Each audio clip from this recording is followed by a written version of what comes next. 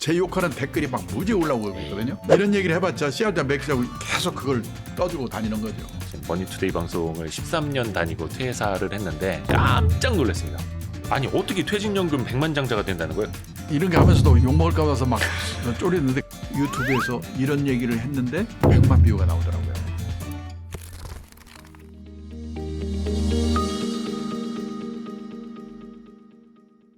우리 강창희 대표님이 지난번에 점심 한번 저랑 하시고 잠깐 여기 구경만 하고 가셨는데 드디어 오늘 이제 나와주셨습니다. 감사합니다. 아, 우리 강창희 대표님은 이제 제가 뭐 머니투데이 방송 개국할 네. 때쯤 이제 막 저도 이제 증권 그때 처음 출입할 때 가서 저희 다른 기자들하고 같이 가서 교육을 받았던 생각도 나고요. 그게 벌써 한 13년 전이네요. 아이고. 그리고 주식초등학교 할 때도 제가 찾아가서 네. 많은 이제 주린이 분들을 위해서 약간 은퇴 대비, 그렇죠? 노후 준비 이런 거에 대한 조언을 구했었고요. 이제 Y스트릿 구독자분들을 위해서 좋은 말씀을 해주러 나와주셨습니다. 감사합니다. 아이, 감사합니다. 불러주셔서. 우리 강창희 대표님이 엄청 바쁘십니다. 아, 전혀 그렇지 않습니다. 전국 8도로 이제 강연을 다니시고 강 대표님을 모시기 위해서 뭐 지자체라든지 이런 데서도 지금도 요청 많이 오잖아요. 아, 네. 제가 좀 간단히 소개를 드리면 강창희 대표님이 90년대 중반이었던 걸 후반에 그 대우증권 리서치 센터장을 하셨고 네. 그리고 그때 그 투신 이러면 굿모닝 투신하고 현대투신. 현대투신 그 대표이사 예. 여기 마셨고 또 그 미래에셋의 부회장까지 예. 하셨고 지금은 뭐라 해야 될까 트러스턴 자산운용 연금 포럼의 네, 대표로.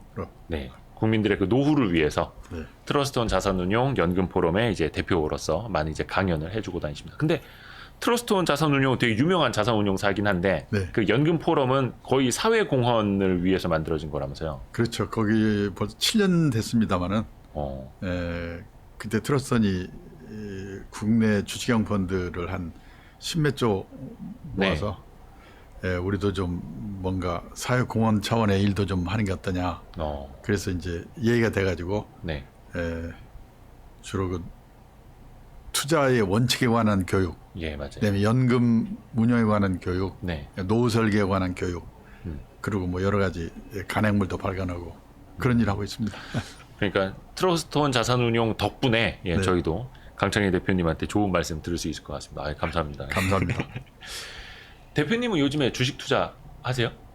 저는 저희 집사람은 주식 투자를 하고 네. 저는 펀드로 보통의 직장인들은 펀드로 투자해야 된다 이런 생각을 갖고 있고요. 그다음에 그 금융자산을 예를 들어서 5천만 원 또는 1억을 갖고 있으면은 네. 용도별로 나누어서 운용을 해야 된다는 걸 주장하고 있거든요. 예. 그 용도는 첫째는 이 생계용 주머니, 그러니까 6개월 이내에 쓸 돈, 네. 그다음에 원금이 깨지면 안 되는 돈, 이런 거는 이제 저축 상품, 그 예금이라든지 CMA 같은 원금 안 깨먹는 저축 상품에 넣는 생계용 주머니 또는 그 뭐라고 합니까? 저축 주머니라고 그러죠. 네. 그다음에 노후 대비로 해가지고 20년, 30년 장기로 모아가는 주머니를 투자 주머니 또는 뭡니까? 투자 주머니, 네, 저축 투자 주머니, 투자 주머니 이렇게 얘기를 하는데 또 하나 요즘 우리나라 사람들이 많이 하고 있는 거는 트레이딩 주머니라고 그러거든요. 네. 그 매일 단기 정보에 따라서 사타 팔았다 하는 거를요. 예.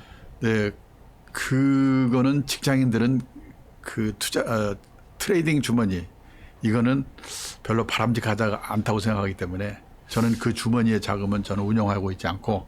근데 요즘 분들은 그걸 제일 많이 하시는 것 같아요. 그건 제 아내가 사모님께서는 하시고 제가 공채하기 때문에 제가 갖고 있는 금융자산의 10% 이내에서 그거는 트레이딩이 나쁘다는 게 아니고 그건 뭐 반반 운에 의한 요소가 크기 때문에 보통의 직장인들이 그거에 매일 따라다니는 건 바람직하지 않다. 그래서 저는 그 시간에 딴 일을 하는 게 더 바람직하다고 생각하고 그 주머니는 제가 하고 있지 않고 제 아내가 그걸 하고 있습니다.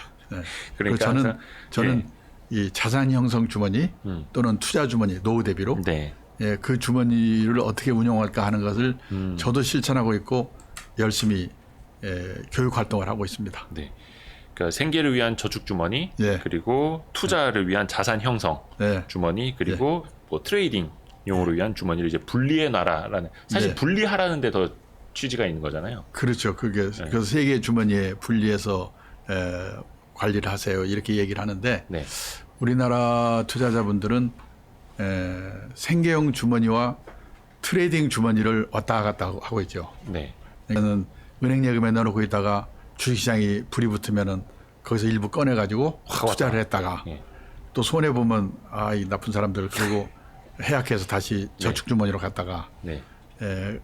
근데 사실은 꼭 있어야 할 필수 주머니는 생계형 주머니와 자산 형성 주머니, 투자 주머니인데 네. 이 자산 형성 주머니를 갖고 있는 분들이 거의 없거든요. 네, 그래서 저는 자산 형성 주머니를 꼭 가셔야 됩니다.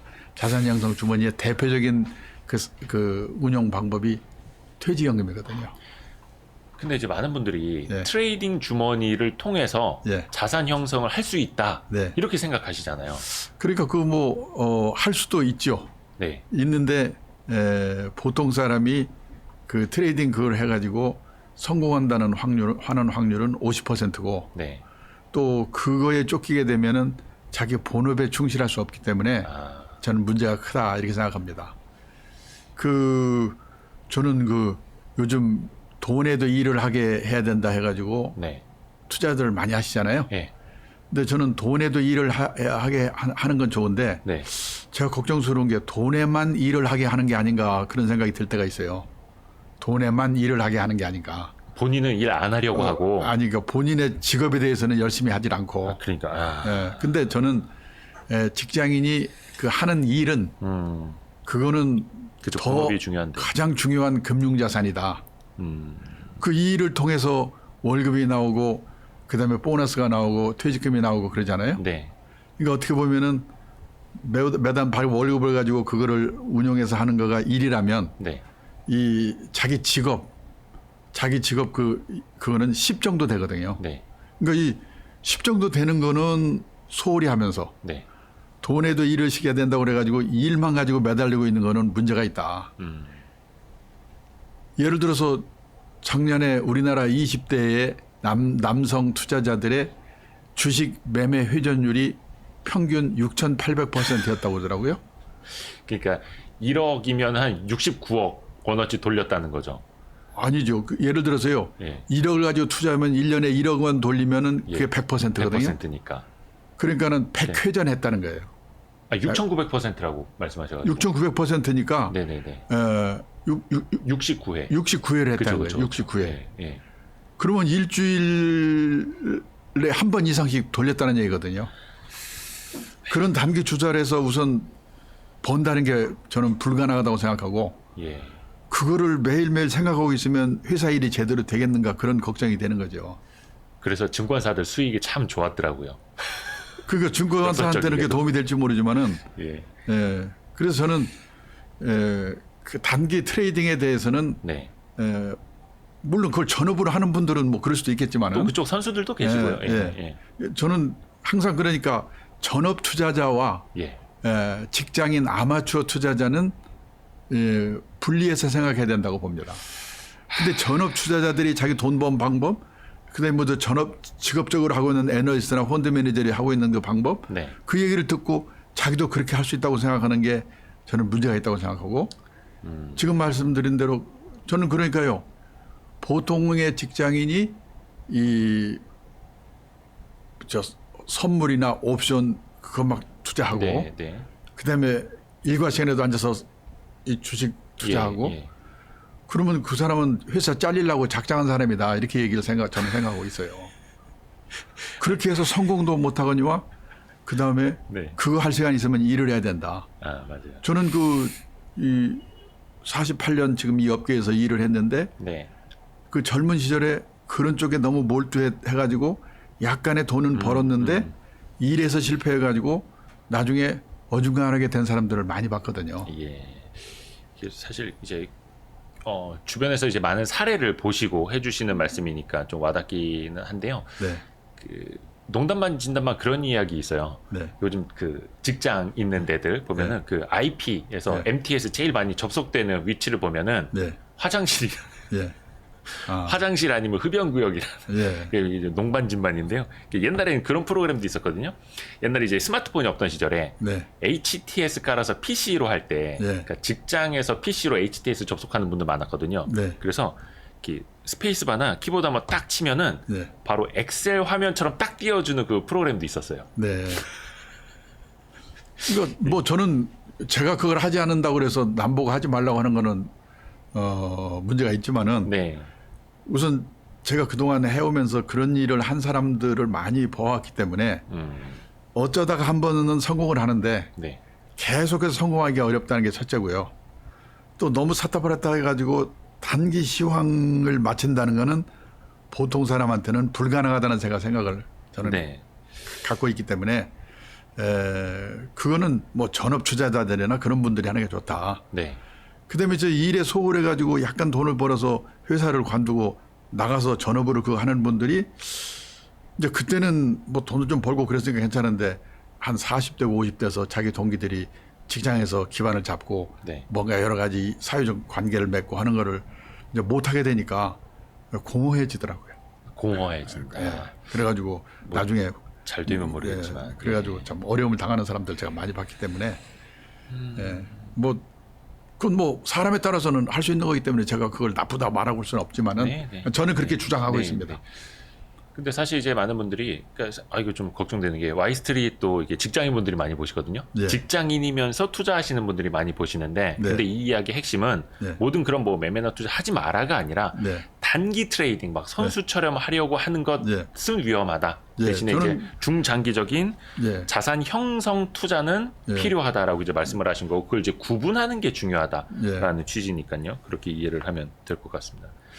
요즘 하여튼 다들 막 파이어족 예. 막 너무 열풍이어가지고 또 거기에 네. 대한 갈망도 크고 네. 파이어족이라는 말씀 많이 들어보셨죠? 예, 이게 그렇죠. 언제부터 있던 말이에요? 이게? 근데 그게 뭐 저 최근에 많이 듣는데 네, 우선은 이제 세상이 참 어지럽고 네, 그다음에 직장 생활도 고달프고 네. 또 취직도 잘 안 되고 그러니까 이제 재테크로 재산을 모은 후에 그 퇴직해가지고 그냥 자유롭게 살고 싶다. 네, 이런 분들을 파이어족이라고 그러더라고요. 근데 이제 그래서 조기 퇴직해가지고 그런 일 하는 분들이 우리나라도 늘고 있는 것 같은데 네, 아까도 말씀드렸는데 저는 그거는 참 좋아요. 예를 들어서 해외 펀드 매니저들 보면요. 네, 펀드 매니저가 상당히 긴장되는 직업이고 힘든 직업이잖아요. 네, 그리고 그 할 때는 몰두해야 되고 네, 그러니까 뭐 일요일에도 일을 하고 밤 12시도 일을 하고 그러는데 그렇게 해서 한 40세쯤 돼가지고 네. 그 대신 연봉을 많이 받으니까 그쵸. 그 세니까 받은 그쵸. 연봉을 받아가지고 나가서 뭐 섬을 하나 사서 개발한다든지 뭔가 사회공헌 차원의 일을 한다든지 네, 자기 취미 활동을 한다든지 네. 또 일본에 제하는 펀드 매니저는 그 농업을 하더라고요. 퇴직 이후에. 뭐 그런 거는 바람직한데 네, 그러니까는 그런 분 준비를 해놓고 회사를 관둬야지. 네, 그냥 돈만 좀 벌어놓고 회사 딱 관두고 자유롭게 살고 싶다는 뭐 일시적인 그 충동 때문에 해가지고 그 후에 인생이 길거든요. 그런 사람들이 50, 60, 70 돼가지고 첫째 계속해서 성공한다는 보장이 없고 네, 둘째 그 자기 본업이 없으니까 네. 사회에서도 이렇게 격리된다고 그럴까 이제 예. 그러니까 원래 저는요 노후의 3대 불안이 뭐냐면 돈, 네, 건강, 외로움이거든요. 네. 돈, 건강. 근데 돈은 해결했는지 모르겠는데 그러다 보니까 또 약간 그 술도 많이 먹게 되고 그런 분들이 네, 그다음에 나중에 외로워하더라고요. 이렇게 잘 어울리는 사람 이런 사람도 마땅치 않고 그러니까. 그래서 네. 저는 이 돈에도 일을 시키고 재테크에 관심을 갖는 거는 이 저금리 시대에 꼭 필요한데 네, 너무 시간을 거기다 많이 뺏기지 않으면서 노후 대비 자기 자산 형성하는 거는 꼭 해야 되고 필요한 일인데 저는 젊은 나이에 회사를 관두고 나가서 자유롭게 살고 싶다는 그것 때문에 나가서 할 때 그 후에 30년, 40년, 50년을 뭐를 할 건가? 네. 빌 게이츠처럼 벌어가지고 그야말로 사회공헌 활동을 한다든지 네. 아까 말한 제 일본 친구처럼 농업을 한다든지 또 취미를 한다든지 그러니까 그런 일을 정해놓고 나가는 건 바람직하지만은 그런 계획 없이 일시적인 충동에 의해서 화요적을 꿈꾸는 분들한테는 좀 생각을 좀 다시 한번 하십시오. 이런 말을 하시고 싶은 생각, 드리고 싶은 생각이 있고요. 그러니까 조기 퇴직, 이 파이어족은 하고 싶은 일을 하는 후반 인생을 선택하는 것이지 무작정 놀기 위한 것은 아니다. 이 말씀은 꼭 드리고 싶습니다. 그러니까 후반 인생에 무엇을 할 것인지 예. 그게 중요한 거지. 그냥 무작정 그거를 정해놓고 파이어족을 선택해도 해야지 그런 것이 없이 너무 힘들고 네. 또 돈에 궁하고 그러니까 돈만 딱 얼마 모아두면 그 이후는 다 해결되겠지. 그건 아니다는 말씀을 드리고 싶습니다. 그냥 회사 가기 싫어. 예. 이게 예. 파이어족은 아니다. 저는 맞아요. 예. 그 부부간에도 나중에 그런 게 문제가 되더라고요. 부부간에요? 네. 왜냐하면 되게 부인의 입장에서는 젊을 때는 상관없는데 나이 들면요. 네. 제일 좋은 남편이 낮에는 집에 없어주는 남편이거든요. 나가 있는 남편. 네. 네. 아이고, 그렇기 때문에 참. 당장은 그런 충동을 느낄 수가 있지만은 네. 50, 60, 70, 80, 100살까지를 생각하고 인생 계획을 세우실 필요가 있다.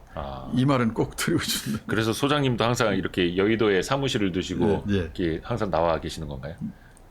저는 뭐 제가 하고 싶은 일이 있기 때문에 어떻게 보면 저는 그 후반 인생을 이런 일을 선택한 거예요. 맞아요. 네. 지금 이제 강창희 대표님 같은 경우에는 뭐 그 대우증권이 그 리서치 센터, 애널리스트 사관학교라고 불리던 시절에 리서치 센터장이셨고, 뭐 진짜 투신운용 대표이사 하셨고, 뭐 미래에셋 부회장 하셨고 다 이제 하셨는데 지금은 이렇게 사회공헌 활동을 하고 계시는 거고, 이걸 또 이제 평생에 좋은 일로. 저는 뭐 계시는 지금 거고. 사회공헌이라고 하기는 참 외람되고요. 네. 이렇게 이런 일을 해서 얻는 수입보다도 네. 비용이 더 많이 먹히는 게 아닌가. 어떤 비용이요? 그런 일을 하기 위해서 여러 가지 사무실도 유지해야 되고. 네. 저는 지금은 어떻게 보기 위해서는 돈을 벌기 위해서 일을 하는 것보다도 네. 일이 있어야지 아까 말한 그 노후의 3대 불안을 해결할 수 있다고 생각하고 네. 외로움이라든지 저는 이런 일을 하니까 건강하다고 생각해요. 네. 그러네요. 활동하는 사람과 외로움, 활동하지 않는 사람이 네. 그 건강에도 금방 차이가 나거든요. 맞아요. 저는 아침에 게으르거든요. 에이, 만약 제가 그렇진 않지. 이 일을 안 했더라면 한 10시쯤 일어나서 점심에 소주 한 잔 먹고 문제가 많다고 봐요. 맞아요. 근데 지금 뭔가 자꾸 아침에 일어나서 갈 때가 있기 때문에 네. 아침에 일찍 일어나게 되고 움직여야 되고 제 건강에 아주 도움이 된다고 생각하거든요. 그래서 저는 일이 네. 꼭 돈 버는 일만 하는데 그게 아니고 네. 여러 가지 취미 활동도 있고 사회공헌 활동도 있고 또 생활비 모자라는 분은 뭐 근로 수입을 얻기 위한 일도 있고 네. 뭔가 자기 입장에서 필요한 일은 꼭 있어야 된다. 그 말씀은 꼭 드리고 싶습니다. 지금 젊은 분들이 그냥 힘들어서 하는 생각일 수도 있겠고 누구나 그런 생각들이 이제 파이어족이 되고 싶다라는 생각할 수 있는데 그러니까 저도 그런 생각 해봤거든요. 예전에 평균 수명이 막 70세 될랑말랑 이런 시절에는 뭐 직장에서도 평생 직장이 그 시절에 있었고 50대 중후반에 은퇴했으니까 은퇴 이후에 노후 삶이 한 10여 년 정도밖에 안 됐거든요. 근데 지금은 사실 뭐 대기업도 50대 중반이면 이제 집에 가야 되고 50대 초반에 집에 보내는 데도 많고 근데 또 100세 시대고 그럼 거의 50년 가까이를 은퇴해서 지내야 되는 거니까 그러니까요. 이 파이어족이 30대 40대에 은퇴하고 싶어 하는 거가 옛날이랑은 지금이랑 좀 많이 상황이 달라지지 않았을까라는 생각도 하거든요. 그러니까 지금 이제 이런 걸 보면서 저는 이제 제가 금년에 우리 나이로 75세인데 나이를 먹고 그러면은 그때 그렇게 했으면 안 되는구나. 그렇게 했어야 되는구나. 이걸 깨닫게 되는데 그때는 이미 늦는 거고 그러니까 간접적인 경험으로 미리미리 깨닫고 준비해 두는 게 참 중요한 것 같아요. 그런 의미에서 저는 앞으로 100세 시대이기 때문에 지금 제가 보니까요. 여기 이제 나오는데요. 1980년생 금년에 40 딱 넘은 사람이죠. 제 나이 노후 설계를 할 때는 대개 20% 생존 확률로 하거나 그 나이까지 준비를 하는 거거든요. 아, 100세 생존 확률. 예. 그러니까 1980년생의 20% 생존 확률이 100세예요. 그리고 그렇게 그래서 20% 확률에 사는 나이만큼을 내가 산다고 생각하고 준비를 했는데 재수 없어서 그때까지 살면 다행히 준비했으니까 됐고 운이 좋아서 일찍 가면은 다행이고 예. 그리고 딱 중2 사망 연령이 남성이 92세, 여성이 94세니까. 중위요?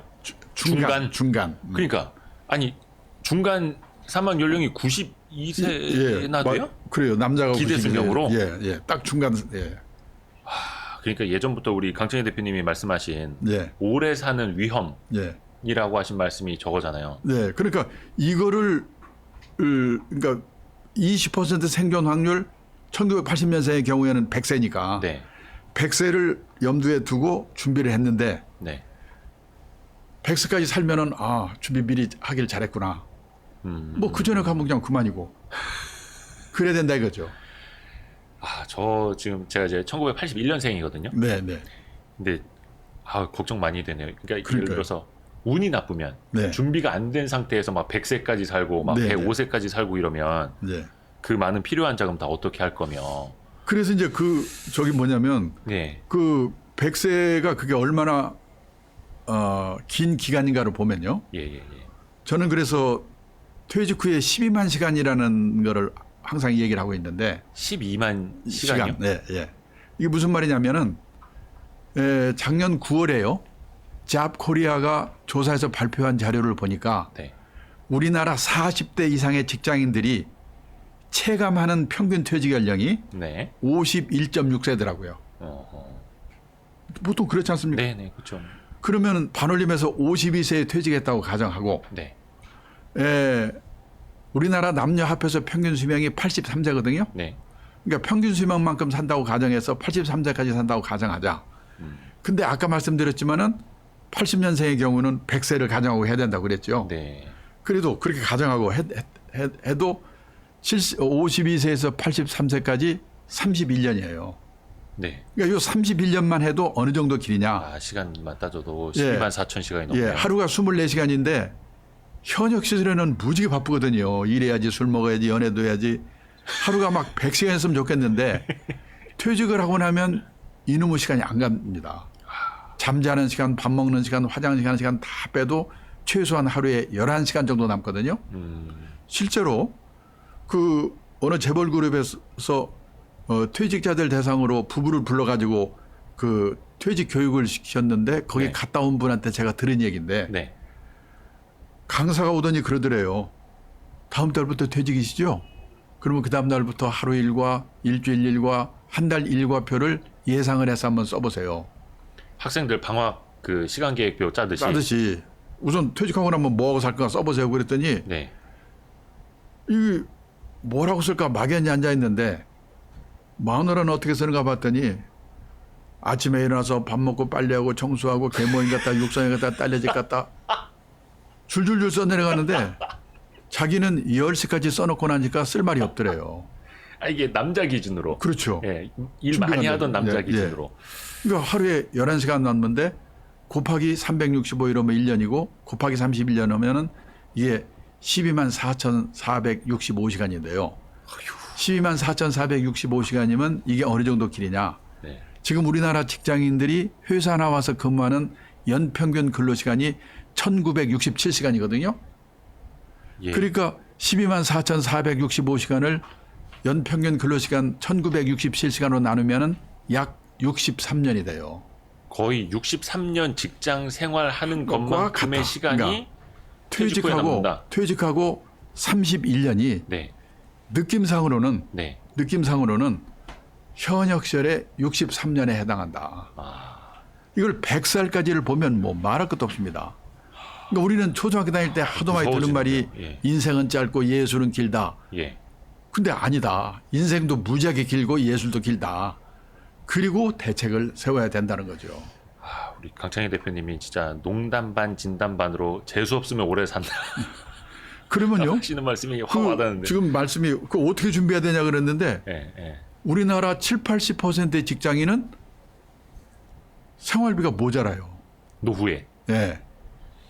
준비가 안 돼 있다는 거죠. 그렇죠. 생활비가 모자라요. 그 모자라는 걸 통계로 보면요. 예, 인생에서 재산이 제일 많을 때가 50대거든요. 예. 우리나라 50대 가구의 통계청 자료를 보니까 평균 총자산이 5억 1천만 원이에요. 그러니까 빚을 포함해서. 그렇죠. 총자산이. 예. 예.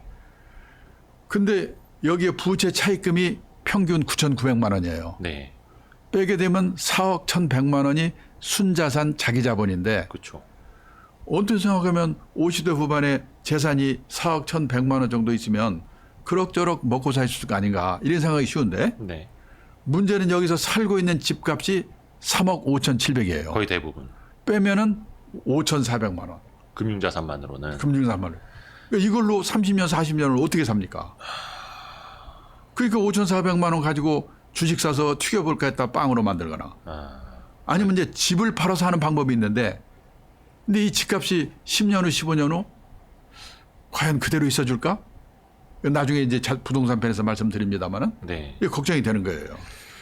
그러면 선진국 같으면요. 네, 재산은 없더라도 네, 최소 생활비 정도는 연금을 받아 생활한다고 그러거든요. 네. 근데 우리는 그럴 수 있는 분이 학교 선생님, 공무원, 군인 빼면 없거든요. 그렇죠. 보통 사람은 있는 게 국민연금 하나 정도인데 저도 놀랐는데 우리나라 65세 이상 고령자 중에서 국민연금 나이 들어서 받는 노령연금 받는 분이 네, 54%밖에 안 돼요. 약 절반 조금 넘어요. 노령연금 받는 분이 한 푼이라도. 그 은퇴 이후에 그러니까 퇴직하고 국민연금을 나서 수급하는 분들. 나이 들어서 그 저 65세 연금 받을 나이가 돼서 받는 사람이. 국민연금이든 뭐가 됐든 하나 이상이라도 받는 사람이 그러니까 아니면 국민연금 받는 사람이. 왜 그밖에 안 돼? 아예 가입이나 불입 아는 사람도 있고. 예. 자, 그러면요. 월 수령액이 얼마냐면 60만 원 미만이 78%. 그 대부분이네요. 100만 원 이상 받는 사람은 7.7%밖에 안 돼요. 그거 근데 그러면 퇴직연금 있잖아요. 네, 우리나라 퇴직연금이 작년 말 현재로 255.5조 원인데 네. 제가 가입자 수로 나눠봤더니 약 4천만 원이더라고요. 1인당 부어놓은 게. 예, 예. 예. 통째로 받아봤자 1년 생활비 될까 말까밖에 안 돼요. 개인연금은 일부 사람밖에 없고. 절대적으로 부족하네요. 없어요. 근데 지금 노후가 편하려면 10억 있어야 됩니까? 7억 있어야 됩니까? 이러니까 막 복통이 터지는 거죠. 미치는 거죠. 그래서 지금 이 온갖 사기 사건이 흥행하고 부동산 기획 사기 막 책방에 가보면 재테크 광풍이잖아요. 그게 이 사회를 반영한 거죠. 네. 그걸 보고 외국의 언론인이 저한테 뭐라고 그러냐면 서울에 와서 특파원으로 4년 근무하고 가면서 한국에 와서 4년 동안 근무하면서 보니까 한국 사람들은 돈을 버는 방법. 네. 그 사람은 그걸 자산 관리에서 입구 관리라고 표현했어요. 입구 관리요? 입구 관리. 예.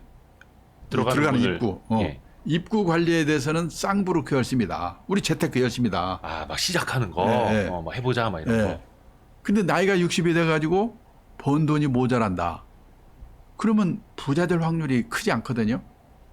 그럼 그때는 뭘 해야 되느냐? 맞춰 사는 방법을 배워야 되고. 맞춰서 사는 방법. 예. 또 운 좋게 부자가 됐다. 네. 그러면 아름답게 쓰는 방법. 그 사람은 그걸 자산 관리에서 출구 관리라고 표현했어요. 한국 사람들은 입구 관리에 대해서는 무지하게 열심인데 네. 출구 관리에 대해서는 집에서 가르치냐, 학교에서 가르치냐, 사회에서 가르치냐 공부가 너무나 안 되어 있다. 그리고 제가 외국 책을 읽어보니까 네.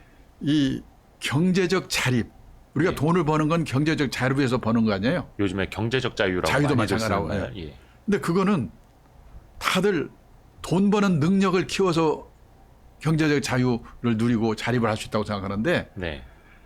주어진 상황에 맞춰 사는 능력도 엄청나게 중요한데 그거는 무시한다는 거죠. 소홀히 한다는 거죠. 더 쓰고 싶고. 뭐 더 쓰고 싶기도 플렉스하고 했지만 싶고. 아니 그러니까 생활비가 모자랄 경우에는 버는 노력도 해야 되지만 맞춰 사는 노력하는 게 특히 나이 들어서는 더 중요한데 그런 노력을 안 한다는 거죠. 그리고 특히 우리가 그런 이유가 뭐냐면 외국 사람들이 우리를 볼 때는 네. 지난 30년 40년 동안 세계의 역사에 없는 아주 특별한 고성장 시대를 살았기 때문에 그렇죠. 작년보다 금년이 금년보다 내년이 이 좋은 이런 세월을 우리가 살았기 때문에 우리 머릿속에는 고성장 마인드, 고성장 체질이 몸에 딱 박혀 있는 거죠. 있죠. 예. 그게 뭐냐면 그 사람이 그래요. 한 달에 10만 원 쓴 사람이 예. 9만 원을 쓰게 되면 10% 절약한 거다. 근데 고성장 고금리 시대에는 그까짓 주식 사서 부동산 사서 10% 수익 내면 되는 거지. 튀기면 되지. 예. 예. 근데 이 선진국에서 이런 경험을 다 한 사람들은 뭐냐면 그때 그 10% 줄이는 게 엄청난 경제적 자립, 경제적 자유를 누리기 위해 필요한 조건이다 이거죠. 오히려 지출을 잘 돈 통제하고. 버는 방법은 예. 특히 저성장 시대에는 마음대로 안 되잖아요. 네. 근데 절약하는 것은 하기에 따라서는 자기 의지대로 될 수가 있다. 네. 근데 제가 10몇 년 전에 일본에 책방에 가니까 절약에 관한 책들이 쫙 깔려 있는 거예요. 네네네. 그때만 해도 신경일나게 돈 버는 책 넣고 쪼잔하게 무슨 절약이야? 근데 지금 우리나라 서점에도 가서 지금 보시면요. 예. 여자의 습관, 우아하게 가난해지는 법, 120만 원 한 달 살아보기. 지금 우리나라 책방에도 그런 책들이 깔려 있어요. 요즘에 그 짠순이처럼 살기 예. 이런 책들 예. 뭐 그런 유튜브들이 꽤 잘 되더라고요. 그러니까 그게 왜 그러냐? 예. 우리나라 사람들도 깨달은 거예요. 이제. 예, 그런 분이 일기 시작하고 있어요. 이거는 제가 일본에서 10몇 년 전에 그 경험한 건데. 근데 그런 거에 대해서는 일부 사람들이 이제 아직도 우리나라 전체가 그렇게 생각하고 있지 않다 이거죠. 그러니까 외국의 특파원이 여기 4년 있다가 가면서 저한테 이런 얘기를 하고 가더라 이거죠.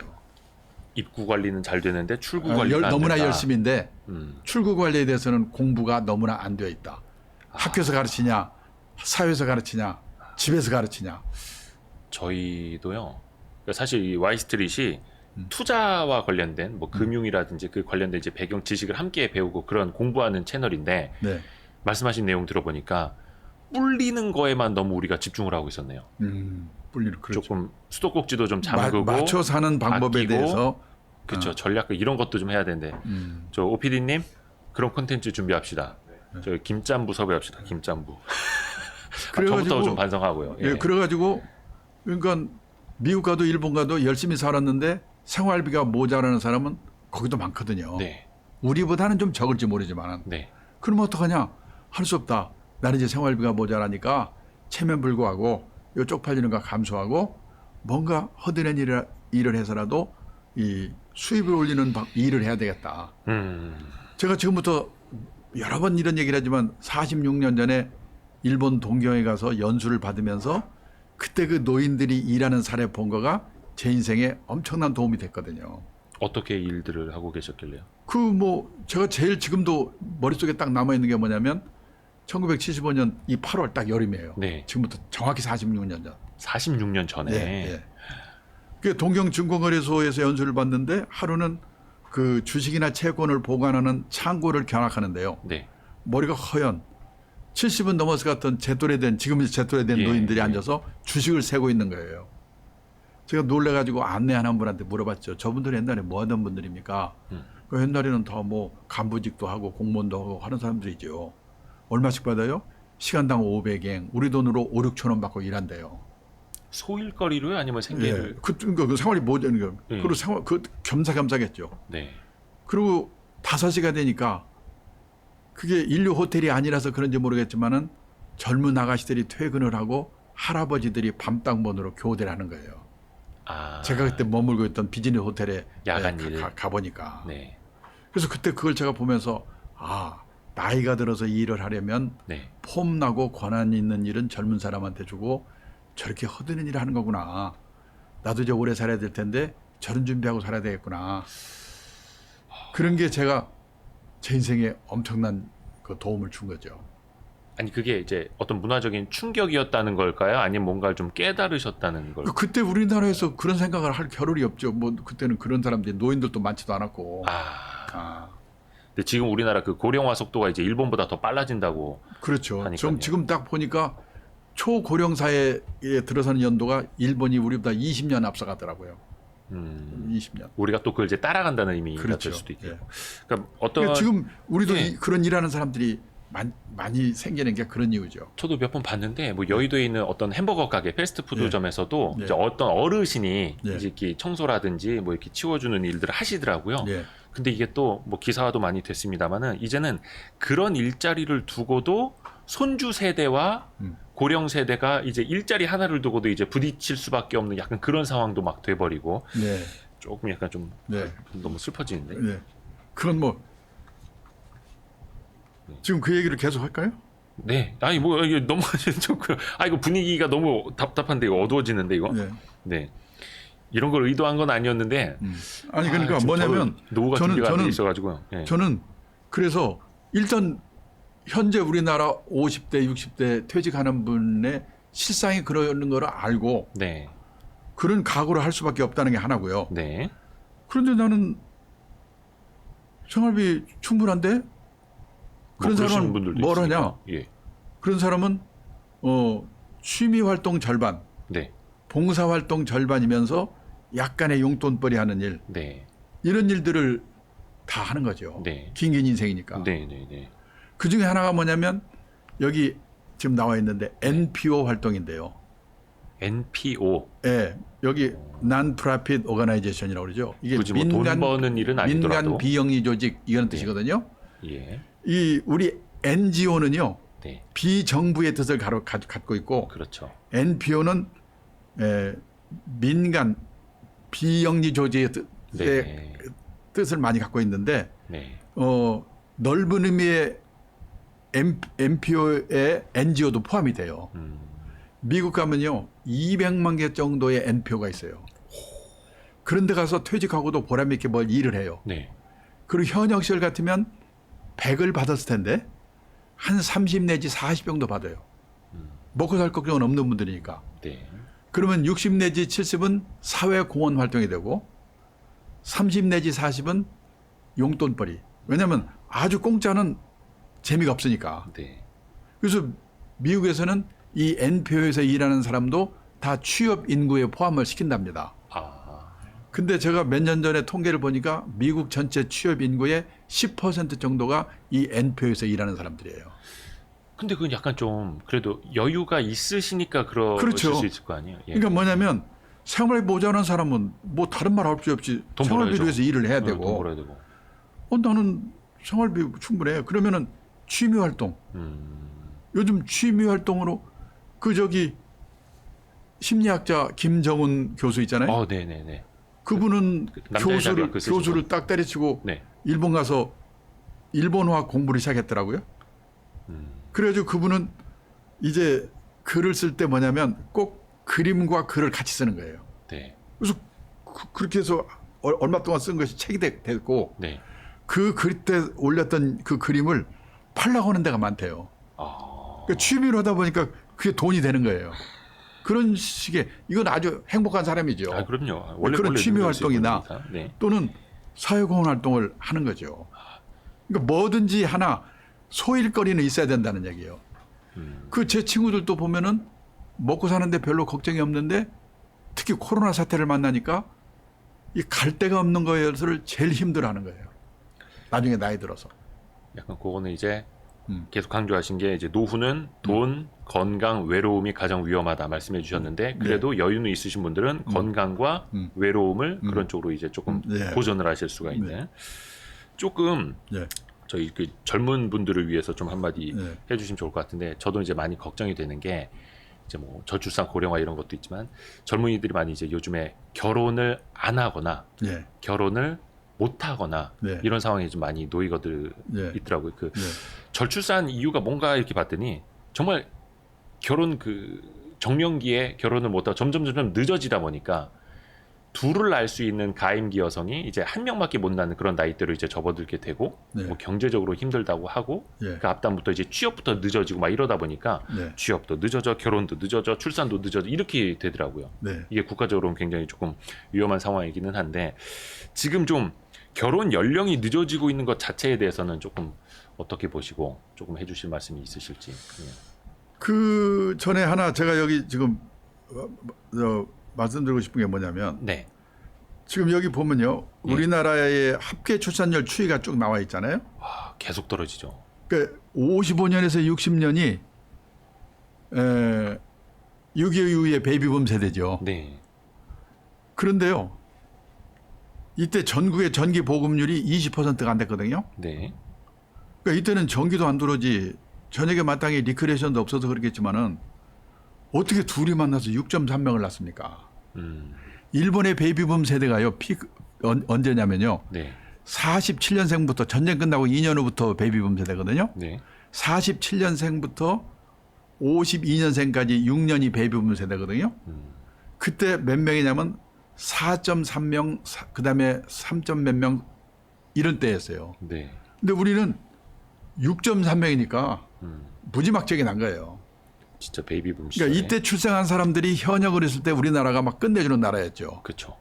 근데 2019년에 0.52명이고 작년 2020년에 0.84명이었거든요.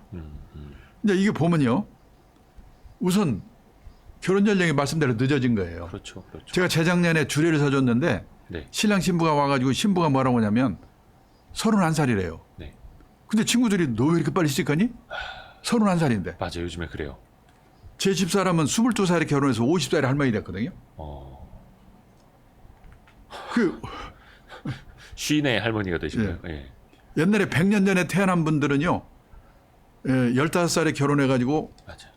30살에 할아버지가 됐대요. 저희 할머니도 17인가 결혼하셨다고 하셨었거든요. 저 어릴 적만 하더라도 그 제가 초등학교 때쯤 저희 삼촌들이 30쯤 됐잖아요. 그럼 거의 집안의 고민 덩어리였어요. 그러니까요. 노총각이 있다. 저 어떻게 해야 되느냐. 근데 지금 뭐 32, 셋만 하더라도 노총각이라고 절대 표현 안 하잖아요. 예. 이제 그러다 보니까 주요 중에서 초산 연령이 제일 높아요, 우리가. 네. 31.6세. 그래도 낳기만 하면 좋겠는데 한 명으로 끝나겠다는 사람이 45%. 많죠. 한 명도 안 낳겠다는 게 이게 지금까지 말씀하신 내용이거든요.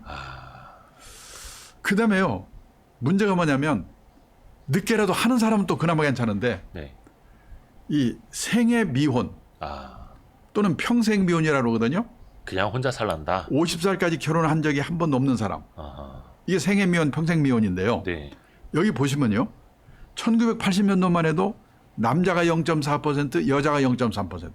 네. 그때는 결혼 안 한 사람이 거의 없었거든요. 그런 생각 자체를 안 했죠. 네. 근데요. 2015년에는 남자가 10.9%, 여자가 5%로 늘었는데 네네네. 이게 5년마다 발표하는데요. 2020년 통계가 아마 머지않아 발표가 될 거예요. 네. 이게 무지가 높아졌을 거예요. 예. 근데 놀란 건요. 이 밑에 보시면 이웃나라 일본의 2020년 이 생애 비혼율이 발표가 됐는데 남자가 26.7%, 거의 3명 중 1명. 네. 여자가 17.5%. 네. 근데 뭐가 좋은 거라고 지금 우리가 일본을 열심히 따라가고 있거든요. 고령화도 그렇고 결혼 안 하는 것도 그렇고. 그래서 2035년에 되면 남자는 30%, 여자는 20%가 결혼 한 번도 안 하고 갈 거래요. 근데요. 그러면은 옛날에 80년대 이때 결혼한 사람들, 그러니까 우리 세대들은 왜 다들 결혼들을 했을까? 네. 그때는 결혼을 하면 부모 밑에 있을 때보다 좋아질 확률이 높거든요. 한 방에 형제 우르르 하다가 결혼하면 새빵 살아도 단둘이 살거든요. 이불도 새 거고. 근데 요즘 젊은 사람들이 결혼해서 부모 밑에 있을 때보다 좋아질 확률이 거의 없거든요. 그러니까 부잣집 도련님 하다가 가난한 집에 가장으로 가라면 가고 싶겠어요? 그래서 저는 그래서 그 부모들한테 얘기해요. 나중에 후회하지 마시고 이놈들이 고등학교만 졸업하면 그냥 무조건 내쫓아가지고 불편하게 만들어야 된다고. 안 나가면 돈을 받든지. 그러니까 사실 결혼이라는 것 자체가 이제는 이제 가치관이 달라져서 꼭 해야 되느냐, 뭐 아이를 낳는 게 의무냐, 뭐 결혼을 해야 되는 게 의무냐 이렇게 생각하시는 분들도 분명히 있거든요. 그것도 이제 본인의 선택의 자유고 한데. 근데 이제 지금 이제 그런 제가 하나 예. 저 최근에 본 자료 중에서 네. 참고가 될 만한 거 하나 말씀드리는데 네. 아까 일본에 보셨죠? 예, 그 일본의 생애 사례. 비혼율. 네. 남자는 3명 중에 하나. 예. 그런데 일본에서 생애 비혼이 결혼 안 하는 사람이 늘고 있는 근본적인 원인이 어디 있는가? 네. 일본의 가족 사회학자 우에노 시즈코라는 동경대학 교수님이 발표한 게 있는데 그분이 말이에요. 네. 고학력 여성이 증가를 한다는 거예요. 맞습니다. 그리고 여성의 경제력이 상승하고 남성의 경제력이 상대적으로 저하가 된다는 거죠. 네. 그래서 본인보다 경제력이 부족한 남성과 결혼하면 본인의 경제력 상황이 안 좋아질 거라고 생각하는 여성이 늘어나고 있다는 거죠. 아, 내 눈높이에 맞아야 돼. 네. 막 이런 거. 그래서 여성에게는 결혼 자체의 매력이 감소가 되는 거예요. 그래서 결혼하지 않는 여성이 늘고 결혼하지 못하는 남성이 느는 거예요. 여성은 결혼을 자기가 안 하겠다고 안 하는 거고 남성들은 할 수 없어서 안 하는 거고. 그래가지고 일본 전체에 결혼하지 않는 싱글 인구가 늘고 있다는 거죠. 아, 이게 물론 이제 뭐 고학력 여성을 뭐 비하하거나 뭐 문제다 이거는 아닙니다. 아닙니다. 그렇죠. 그냥 사회 현상을 이제 일본에 있는 사회학자가 저렇게 분석을 하셨다라는 거고. 네. 그 저는 약간 이렇게 표현을 해요. 그러니까 골드미스가 많아지는 건 그 소득 수준이라든지 아니면 이제 학력 수준이 높아지고 굉장히 좋은 거긴 한데 이게 결과론적으로 결혼이 좀 어려워지는 미스매칭으로 이어지잖아요. 그러니까 손가락을 이렇게 보면은 이 맨 위에 있는 손가락이 이제 골드미스가 돼버리는 거죠. 그럼 이제 일본의 사회학자가 이제 분석을 하신 것처럼 이 밑에 있는 남성들과는 눈높이가 안 맞게 되고 결국은 이 맨 위에 있는 골드미스들은 계속해서 생애 미혼으로 또 남아버리게 되는 그런 순환이 계속 이어지는. 그러니까 지금 결혼을 하게 하려면 어떻게 해야 되느냐 그 질문도 하셨는데 사실 금방 그런 할 수 있는 비법이 있으면 얼마나 좋겠습니까? 네. 근데 하나의 아이디어라고 하면요. 네. 그 제가 깨달은 게 뭐가 있냐면 여기 프랑스 네. 그다음에 스웨덴 이런 나라들은 출산율이 확 낮아졌다가 네네네네. 다시 회복을 했어요. 아, 뭐 프랑스 같은 경우에 출산율 많이 올라오고 있다 그러더라고요. 네, 회복을 했는데 예. 회복할 수 있었던 가장 큰 이유가 뭐냐면요. 비혼 출산율이 높아진 거예요. 우리랑은 조금 아직까지는 이제 그러니까 저는 지금 생각해 보는데 네. 우리는 제가 이 결혼하기 전에는요. 농담으로 뭐라고 그러냐면 군대만 갔다 왔고 예. 내복만 깨끗하게 입을 수 있으면 네. 결혼하는데 별로 부담이 없었거든요. 아, 결혼한다고 해도 부끄럽지도 않고. 진짜 뭐 숟가락 젓가락만 있으면 된다 막 이런 시절에. 군대만 갔다 왔고 네네네. 내 입만 깨끗하게 빨아 입었으면 결혼할 수 있다고 그랬는데 지금은 결혼을 하려고 그러면은 양가의 부모들이 생각하는 거 본인들이 생각하는 거 너무 그 결혼 장벽이 높은 거예요. 네. 그래서 이 유럽에서도 이 출산율 회복에 결혼 하는 게 너무나 허들이 높으니까 그냥 결혼하지 않고 사는 커플들이 늘어난 게 아닌가. 여기 보면 우리나라나 일본의 이 비혼 출산율이 우리는 1.9%고 일본은 뭐 2, 3%밖에 안 되거든요. 비혼 출산 비율. 결혼 그러니까 결혼하지 않고 예. 아이 낳아서 키우는. 예. 그러니까는 결국 이 나라들을 보면은 결혼하지 않고 그냥 서로 남녀가 만나서 사는 거를 아무렇지도 않는 나라가 사회가 된 거예요. 원래 뭐 프랑스나 이런 데 유명하죠. 네. 결혼 전 근데 동거라든지 이런 게. 예. 그게 출산율을 높이는데 가장 중요한 오히려 요인이에요. 또 근데 이거를 이제 우리나라가 좀 배워야 된다 이러면 이제 큰일 날 것 같고. 아니 근데요. 예. 근데 배워야 된다기보다도 네. 몇 년 전에 주말 드라마 아버지가 이상해 그런 드라마 있었죠. 네. 근데 이제 결혼 안 하겠다고 그러니까 야 그럼 그냥 살아. 이거 우리나라 드라마에도 그런 얘기가 막 나와요. 그래요? 그 혹시 정부 예산 받고 만들어진 그런 드라마가 많아요. 아니, 그렇게 하기 위해서는 네. 비혼 출산을 해도 결혼해서 출산한 애들과 똑같이 대우를 해주고 아무렇지도 않게 주위에서 느껴지지 않는 세상이 와야 되거든요. 손가락질 않는 세상. 네, 그런 세상. 그게 아무렇지도 않은 네네. 이런 나라들이 그런 나라들이거든요. 네. 그러니까 우리가 예를 들어서 막상 양가의 부모가 모여서 결혼하려고 하면 집은 없더라도 전세 얻을 거 있느냐 뭐 없느냐. 근데 본인들끼리 좋아서 하게 되면은 그냥 어디 간단히 자기들끼리 약속해서 가서 살면 되는 거 아니에요? 그런 것이 아무렇지도 않는 사유가 되는 방법밖에 없는 게 아닌가. 와, 이 나라들을 보니까. 어려운 일이네요. 제 딸만 셋 있는 아빠 입장에서는 네. 진짜 어려운 일. 제 차 트렁크에 야구방망이가 있거든요. 네. 만약에 제 딸들이 남자친구 있기 사는데 바로 트렁크 열 것 같은데. 근데 진짜 어려운 제 일입니다. 예. 아는 젊은 친구들 중에 보면은요. 그냥 양가에 뭐 그런 것 없이 결혼식을 할 때는 저기 어디 양재에 있는 무슨 그 양재 시민의 숲인가? 네. 거기서 자기들끼리 친구 몇 명 앉아서 결혼을 하더라고요. 그리고 그 동생은 뭐냐면 그냥 자기 여자친구하고 살고 있다고 그러더라고요. 그러면은 그러니까 뭐냐 결혼의 허들이 낮아져야 되는 거예요. 옛날에 우리 세대 아까 농담으로처럼 얘기한 게 뭐냐 군대 갔다 왔고 내 입만 깨끗이 빨아입었으면 상관없다. 그때 사람들이 그랬어요. 특별한 사람 빼고는. 그러니까 결혼을 하는 거지. 근데 이제 참 결혼의 허들이라고 이제 표현을 해주셨는데 결혼의 허들이라는 게 뭐 물론 이제 사회적인 거, 문화적인 것도 많겠지만 되게 경제적인 것이 크다고들 생각을 하잖아요. 예. 이제 집값이라는 게 참 소득 수준으로 이제 따라갈 수 없는 경지에 이르렀다라고 이제 예. 청년들이 많이 이야기를 하고 그래서 막 코인 같은 거를 투자해야 된다 이런 또 생각도 갖기도 하고 야 이거는 그래서 현실적으로 이걸 어떻게 해야 되나 좀. 근데 저는 생각에 그 아까 말한 비혼해서 출산하고 그런 것이 아무렇지 않은 세상으로 가고 있고 네. 그다음에 이제 남의 눈에 대해서 의식하지 않는 경제적으로도 뭐 경제적으로도 그렇고 결혼이라는 거에 대해서도 이제 그런 세상으로 가야 해결이 되는 거지. 무슨 인위적으로 뭘 만들어야만 되는가 하는 생각이 들어요. 근데 우리 인간에게는 짝짓기 본능이라는 게 있기 때문에 네. 예? 네. 하여튼 짝짓기 만들어 줘야 된다 이거죠. 참 이게 참 쉽지 않은 이야기입니다. 이제 대선이 이제 얼마 안 남았잖아요. 네, 예. 그래서 이제 저출산 고령화 대책 뭐 이런 것도 이제 많이 나올 텐데 좋은 정책이 좀 그러니까 나와야 예를 될 들어서 텐데. 그 어떤 그 후보는요. 네. 우리 비혼 출산해도 해서 애들에게 출산해도 사회적으로 차별이 안 받도록 하는 법을 개정합시다. 그런 게 나올 수 있겠죠. 네. 있겠고. 뭐 어찌됐든 차별을 하면 안 되죠. 그거는. 그다음에 그런 사람들이 애를 낳았을 때 다른 무엇보다도 애 양육하는 것을 쉽게 할 수 있는 뭐 투자를 좀 과감하게 할 수 있도록 한다든지. 네. 그다음에 할아버지 할머니들이 손자 손녀를 봐주는데 너무 힘들잖아요. 네. 근데 이제 그 힘들지 않게 봐줄 수 있도록 여러 가지 사회적 시설도 만들고. 네.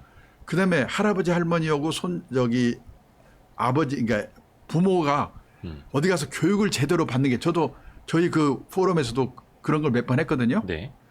그러니까는 이 할아버지 할머니한테는 손자 손녀를 봐주는데 필요한 교육을 시키는 거예요. 그것도 교육이 필요한가요? 그러면 예를 들어서 그때 며느리한테는 어떻게 해야 되고 이런 것은 무조건 며느리 말을 들어야 된다든지. 그리고 예를 들어서 아들네 집에 가서 입주해서 하는 거. 네. 출퇴근하면서 하는 거. 네. 그다음에 물리적으로 힘 덜 들게 애들 봐주려면 어떻게 해야 되는가 그런 노하우. 그리고 그 애들 봐주면서 아들 며느리와의 그 관계도 굉장히 중요하거든요. 사실 그게 제일 중요한 예. 거예요. 네. 그거를 아들 며느리 입장에서는 어떻게 교육을 시키고 네. 아버지 어머니 입장에서는 어떻게 교육을 시키고 네. 이런 게 저는 좀 더 사회적으로 많은 교육이 필요하다고 생각해서 그런 걸 한다든지 그런 노력들이 있어야 되겠죠. 그게 교육이 필요하다라는 생각 자체를 저는 못 하고 있었네요. 저희 포럼에서 그런 세미나를 몇 번 했어요. 사실 어떻게 보면 그게 제일 중요한데요. 네, 그렇죠? 중요해요. 갈등 없이. 그런데 이제 대책 없이 애들을 안 낳는다고 그러면서 약간 좀 이 생각이 없는 할아버지 할머니 중에는 애들 봐주면 골 빠진다 봐주지 마라. 이러고 누가 봐준다면 봐주지 말라고 가서 그런 사람도 있어요. 그러면 되겠습니까? 그러고 애를 낳으라고 그러고. 왜냐하면 옛날에 자기 세대들은 전업주부였거든요. 그리고 또 주위에 할아버지 할머니가 있어가지고 돌봐줬고. 네. 나는 옛날에 6명, 7명을 다 키웠는데 무슨 소리야. 이렇게 말이 안 되죠. 예, 그럼 안 되죠. 예. 특히 요즘은 다 맞벌이를 하잖아요. 또 환경과 조건도 다르고 하시니까. 참. 이게 우리의 되게 삶이기도 한데, 그렇죠. 어떻게 보면 쉽다고 생각할 수도 있지만 어떻게 보면 이게 제일 힘든 그렇죠. 일이어서. 근데 이 문제가 해결되지 않고는 이제 두 번째 방법은 이민을 받아들이는 방법밖에 없는 거거든요. 그러면 또 사회적인 갈등은 어떻게 할 것인지. 그러니까 이런 논의가 돼야 되고 이런 데에서 아이디어를 많이 내고 전 뭐 노력을 해야 된다고 봐요. 진짜 백년지 대계로. 예, 예. 맞습니다. 생각해 보니까 저희 아내도 열심히 일을 했었는데 네. 예, 애 셋을 줄줄이 낳다 보니 그냥 전업주부가 될 수밖에 없었거든요. 약간 그런 것도 그러니까 이제 그런 건 필요했죠. 예를 들어서 40년 됐는데 오히려 애 잘 돌보는 게 몇 푼 버는 것보다 더 낫다고 생각하면은 네. 전업주부가 될 수 있고 네, 네, 네. 또 필요한 거는 그렇게 해서 애를 어느 정도 손 뗄 만큼 키웠을 때 다시 뭔가 일을 할 수 있는 그런 사회적인 환경이 돼야 되겠죠. 저희 와이프도 이제 일을 좀 하겠다고 하거든요. 예. 저희 국가에서 좀 도와주십시오. 아니 뭐 그런 게 많이 필요하다고 네. 생각이 들어요. 약간 그 경제적인 문제 때문에 네. 이혼율이 더 올라가고 네. 막 그런 것도 있을까요? 뭐 사회가 조금 고도화되면서 네. 우리가 저 어릴 적만 하더라도 부모님 중에 이혼한 친구가 있다 그러면은 그게 굉장히 큰 문제로 막 사회적으로 인식하고 막 이랬었거든요. 근데 지금은 지금요? 또 이혼이 그렇게 지금 어려운 것 같지도 않고. 저도 최근에 조사를 해보고 놀랐는데요. 네, 여기 지금 이제 띄웠는데요. 네, 예. 저는 일본이 우리보다 훨씬 이혼율이 높은 나라라고 생각했거든요. 아, 우리나라가 더 높네요? 제가 놀랐어요. 그 일본은 1900 그러니까 이게 이혼율이라는 게 인구 1000명당 이혼 건수거든요. 네. 그런데 일본은 1990년에 1.26건이었는데 피크가 2002년이 2.30건이었어요. 이때 일본의 나리다 이혼이다 뭐다 이런 거 할 때였어요. 왜냐하면 나리다 이혼이 뭐야? 막내 아들 결혼시켜서 신혼여행 보내놓고 그동안 참았던 이혼을 한다. 막내가 결혼하고 나서 이혼한다. 그게 나리다 이혼이라고 그래가지고 2000년대 초에 유행어고 그래서 저는 일본이 우리보다 이혼율이 훨씬 높다고 생각했는데 보세요. 그렇게 되고 그때부터 피크가 2002년이고 줄어들어서 지금 1.69건이거든요. 네네네네. 근데 우리나라는 1990년에는 1.11건. 이때를 생각하면 일본보다 훨씬 낮았죠. 네. 근데 2003년 피크에 3.44건이에요. 3.4건이에요. 그래서 지금 우리나라가 제가 이게 몇 년 동거를 가지고 계산했는지 모르겠는데 이혼율이 아시아에서 1위예요, 우리가. 또 세계 17위예요. 우리나라가 엄청나게 지금 이혼율이 높은 나라예요. 근데 더 중요한 건 뭐냐면 이혼 중에 혼인 기간별 이혼이라는 게 있잖아요. 혼인 기간별 이혼. 예. 네. 이게 뭐냐면 그 결혼해서 4년 이내에 이혼하는 것을 신혼 이혼이라고 그러거든요. 네네네. 우리나라도 신혼 이혼이 제일 높았어요. 그러니까 그랬는데 지금은요. 결혼해서 20년 이상 된. 네. 그러니까 중년 황혼 이혼의 비율이 제일 높아요. 37%요. 일본은요. 이 20년 이상 된 중년 황혼 이혼의 비율이 1990년에 14%하다가 지금 19%인데요. 네. 우리는 1990년에는 5%밖에 안 됐어요. 거의 중년 황혼 이혼이 별로 없었죠. 네. 근데 작년에는 37%예요. 전체 이혼 건수 중에서 네. 혼인 기간별로 볼 때 20년 이상 된 사람. 네. 그래가지고요. 지금 혼자 사는 노인을 일본도 5명 중에 노인 5분 중에 한 분이 혼자 살고 있고 우리나라도 노인 5분 중에 한 분이 혼자 살고 있거든요. 네. 근데 일본은 생애비혼 아예 결혼을 안 해가지고 노인 그대로 된 사람이 많아서 노인 혼자 사는 솔로 노인이 많은데 네. 우리나라는 황혼이혼 때문에 혼자 사는 노인은 사별했거나 네. 이혼해서 결혼 안 했거나 원래부터 결혼 안 했거나. 네. 네. 네. 근데 우리는 지금 황혼이혼에 의한 혼자 사는 노인이 많은 거예요. 이게 예전에는 이제 남자들의 평균 수명이 이제 많이 짧았었어 가지고 동네에도 이제 좀 나이 드신 할머니 분들 이제 홀로 사시는 분들이 많았는데 이제는 이혼으로 인해서 홀로 사시는 고령층들이 많아지고 지금 있다. 특히 여성분들이 앞으로 잘 생각해야 되는데 그래서 혼자 사는 한국의 싱글 노인 중에 60세 이상은 69%가 68%가 여성이고요. 네. 70세 이상은 78%가 여성이에요. 그 남성 그러니까 혼자 사는 노후는 네. 여성의 문제라고 볼 수가 있는 거예요. 어떻게 보면. 오히려 예. 그 수나 비율로 봤을 때 예. 저 이유가 뭘까요? 뭐 더 이상은 같이 못 살겠다. 이제라도 좀 편히 살아보자. 뭐 이런 걸까요? 아니면 근데요. 이걸 보면은 지금 우리나라는 여기는 이제 가구 수로 본 거거든요. 전체 가구 중에서 네. 혼자 사는 가구의 비율, 전체 가구 전체 중에서 인구 중에서 혼자 사는 그것도 1인 다릅니다. 가구. 네. 가구 수 중에서 우리는 32%거든요. 네. 1인 가구가. 네. 2, 3년 전까지만 해도 3인 가구가 비율이 제일 높았어요. 근데 드디어 이제 1인 가구가 제일 높아졌어요. 32%로. 네. 저는 뭐 그런데요. 젊은 사람이든 예. 나이 많은 사람이든 상관없이. 네. 근데 1인 가구. 유럽 가면요. 네. 훨씬 높아요. 스웨덴은 전국 평균 57%. 수도 스톡홀름은 60%가 넘는데요. 혼자 사는 1인 가구 비율이. 10집 가운데 6집이 혼자 사는 집이에요. 그러니까 뭐냐면 어딘가 어떤 면에서는요. 이게 세계적인 추세이기도 하다. 선진국으로 갈수록. 그래서 어떻게 보면 혼자 사는 노후가 보편화돼 가고 있는 추세다는 생각을 하고 또 그 준비를 해야 될 필요가 있어요. 그러니까 1인 가구 늘어나고 뭐 저걸 이제 이상하게 생각할 것도 없고 예. 이제 선진국들도 그러하니 예. 우리도 거기에 맞게 대비를 해야 된다. 근데 물론 이제 그걸 줄이는 여러 가지 노력도 해야 되겠지만 사람들의 생각이 달라지니까 하겠지만 일단 이게 뭐 세계적인 추세이기도 하니까 네. 예, 당분간 이렇게 갈 수밖에 없거든요. 네. 예, 그거에 대해서 준비하는 그죠 혼자 사는 노후에 대한 준비도 아주 중요하다. 그게 이제 아까 서두에 말씀하셨던 돈, 건강, 외로움 하고 예. 또 이제 직결이 되는 그렇죠. 이야기네요. 특히나 혼자 사는 건 더더욱이 그러니까. 그래서 결국은 이제 경제적으로도 노후가 대비가 되어 있어야 된다라는 건데. 그래서 혼자 사는 노후에 대해서 그 무슨 준비냐? 제일 중요한 게 연금이죠. 먹고 살아야 되니까. 그래서 선진국은 그나마라도 연금이 발달돼 있어가지고 그러니까 아까 그 스웨덴이 보세요. 네. 57%가 1인 가구인데 스웨덴은 그러면 우울하고 불행한 나라일 것 같잖아요. 스웨덴은 예. 이렇게 혼자 사는 사람이 천지에 많으니까. 깔려 있으니까. 예, 외로운 나라 막. 근데 이렇게. 세계에서 7번째로 행복한 나라예요. 아 그래요? 왜냐? 혼자 살더라도 연금이 발달돼 있어가지고 네. 먹고 살 걱정 없는 게 첫째예요. 그리고 혼자 살더라도 지역사회, 새로운 가족이 아닌 새로운 유연사회에서 외롭지 않게 행복을 찾는 방법을 미리미리 준비했기 때문에. 또 복지도 잘 돼 있으니까 돈, 건강, 외로움이 네. 다 해결이 국가나 어떤 이제 사회적인 측면에서 해결이 예, 되는 예, 거네요. 가족이 아니더라도 해결이 되는 그런 게 갖춰져 있으니까 되는 거죠.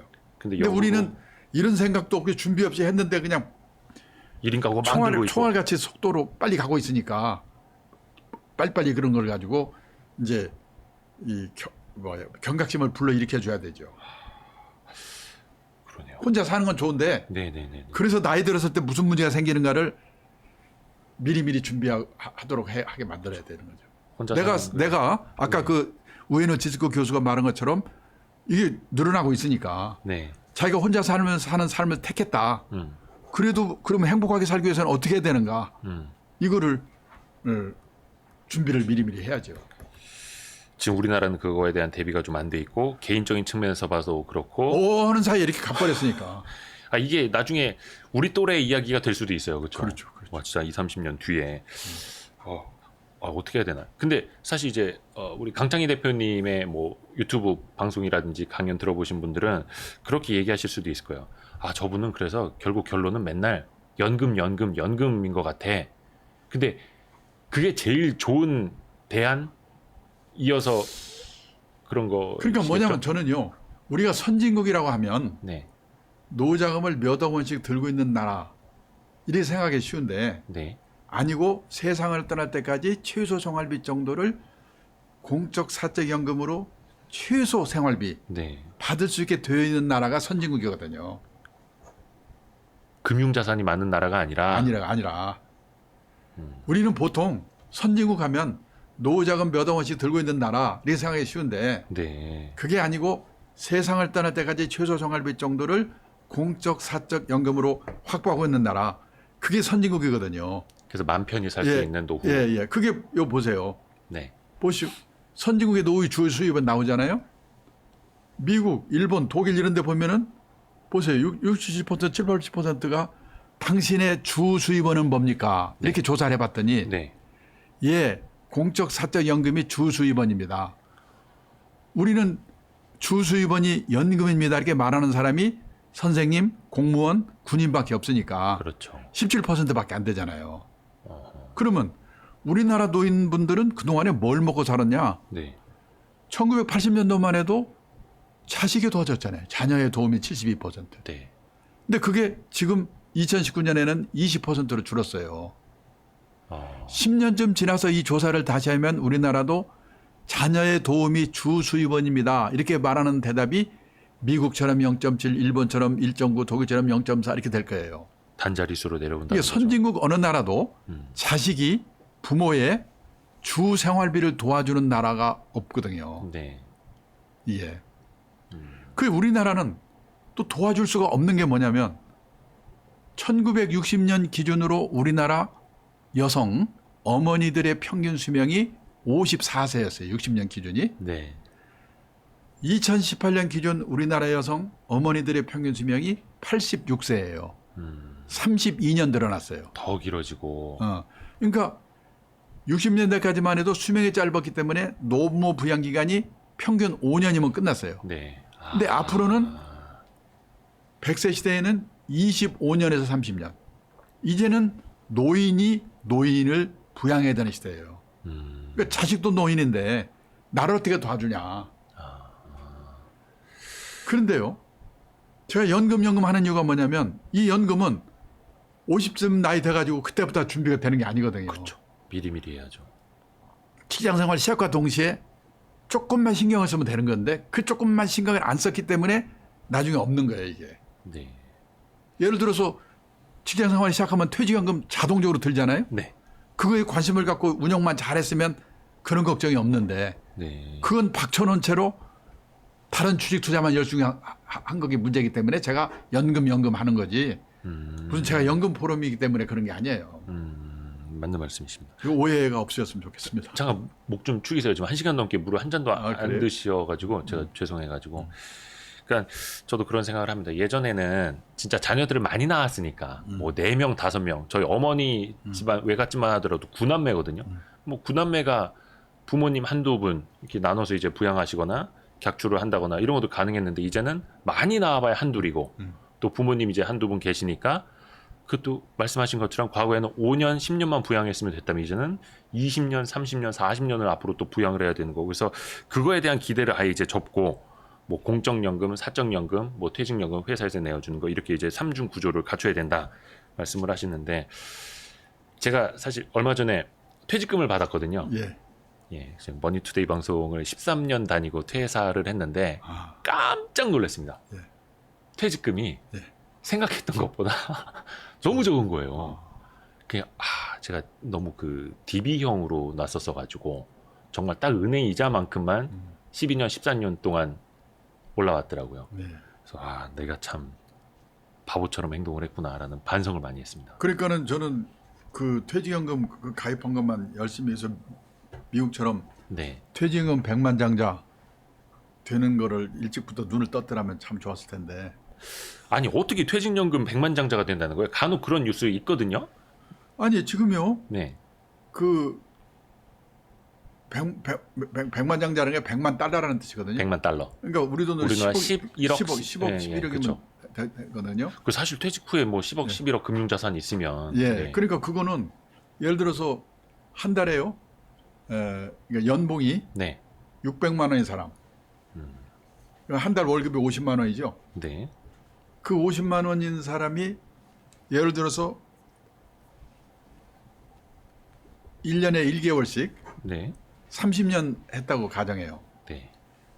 그러면 1%로 그 50만 원, 1년에 50만 원씩 넣는 거 네. 1%로 운용하면 약 1억 7천 정도 되거든요. 네.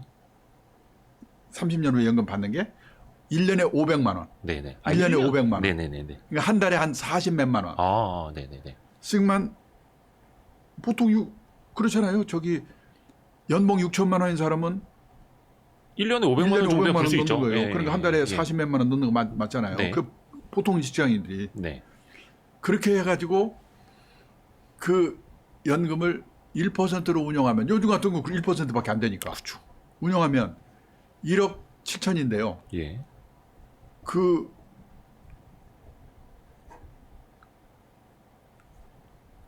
4%로 운영하면 네. 3억 6천이 나오더라고요. 4%를 운영합니다. 예. 그러면은 연봉도 높아질 거 아니에요. 연봉 높아질 거 아니에요. 연차가 쌓일수록. 쌓일수록. 네. 그리고 IRP로 1년에 뭐 300만 원인데 400만 원인데 추가 납입할 수 있잖아요. 네. 그리고 수익률을 열심히 노력해서 한 5% 6% 올리고. 네. 그러면 10억이 불가능한 건 아니죠. 그러니까 젊을 때부터 예. 꾸준히 하면은 그렇죠. 그리고 그냥 시간의 힘. 뭐 은행 이자만큼만 받는 게 아니라 예. 투자를 통해서 예. 복리 효과까지 예. 장기간에 걸쳐서 가져올 수 있는 방법. 그러니까 좀 미국에서는요. 네. 이 퇴직연금을 가입을 해가지고 운영해야 되기 때문에 거기서 펀드 투자를 배우는 거예요. 아, 그래서 거기서 배운 지식으로 다른 자산을 운영하는 데 쓰는 거예요. 네. 근데 우리는 다른 자산 운영하는 데만 열심히고 자기 퇴직연금은 관심을 갖고 있지 않기 때문에 제가 계속 그걸 떠들고 다니는 거죠. 그 지금 작년부터 이제 주식 투자 인구가 굉장히 많아졌는데 이제 막 900만 넘었다고 아마 한 1000만 명이 넘었을 거예요 이제는. 근데 그런 분들이 모르겠습니다. 진짜 한 30년 뒤를 생각을 하면서 투자하시는 분들이 얼마나 될까라는 생각도 좀 가끔 해보거든요. 저 자신도 사실은 그렇고 빨리 벌고 싶으니까요. 빨리 모아서. 네.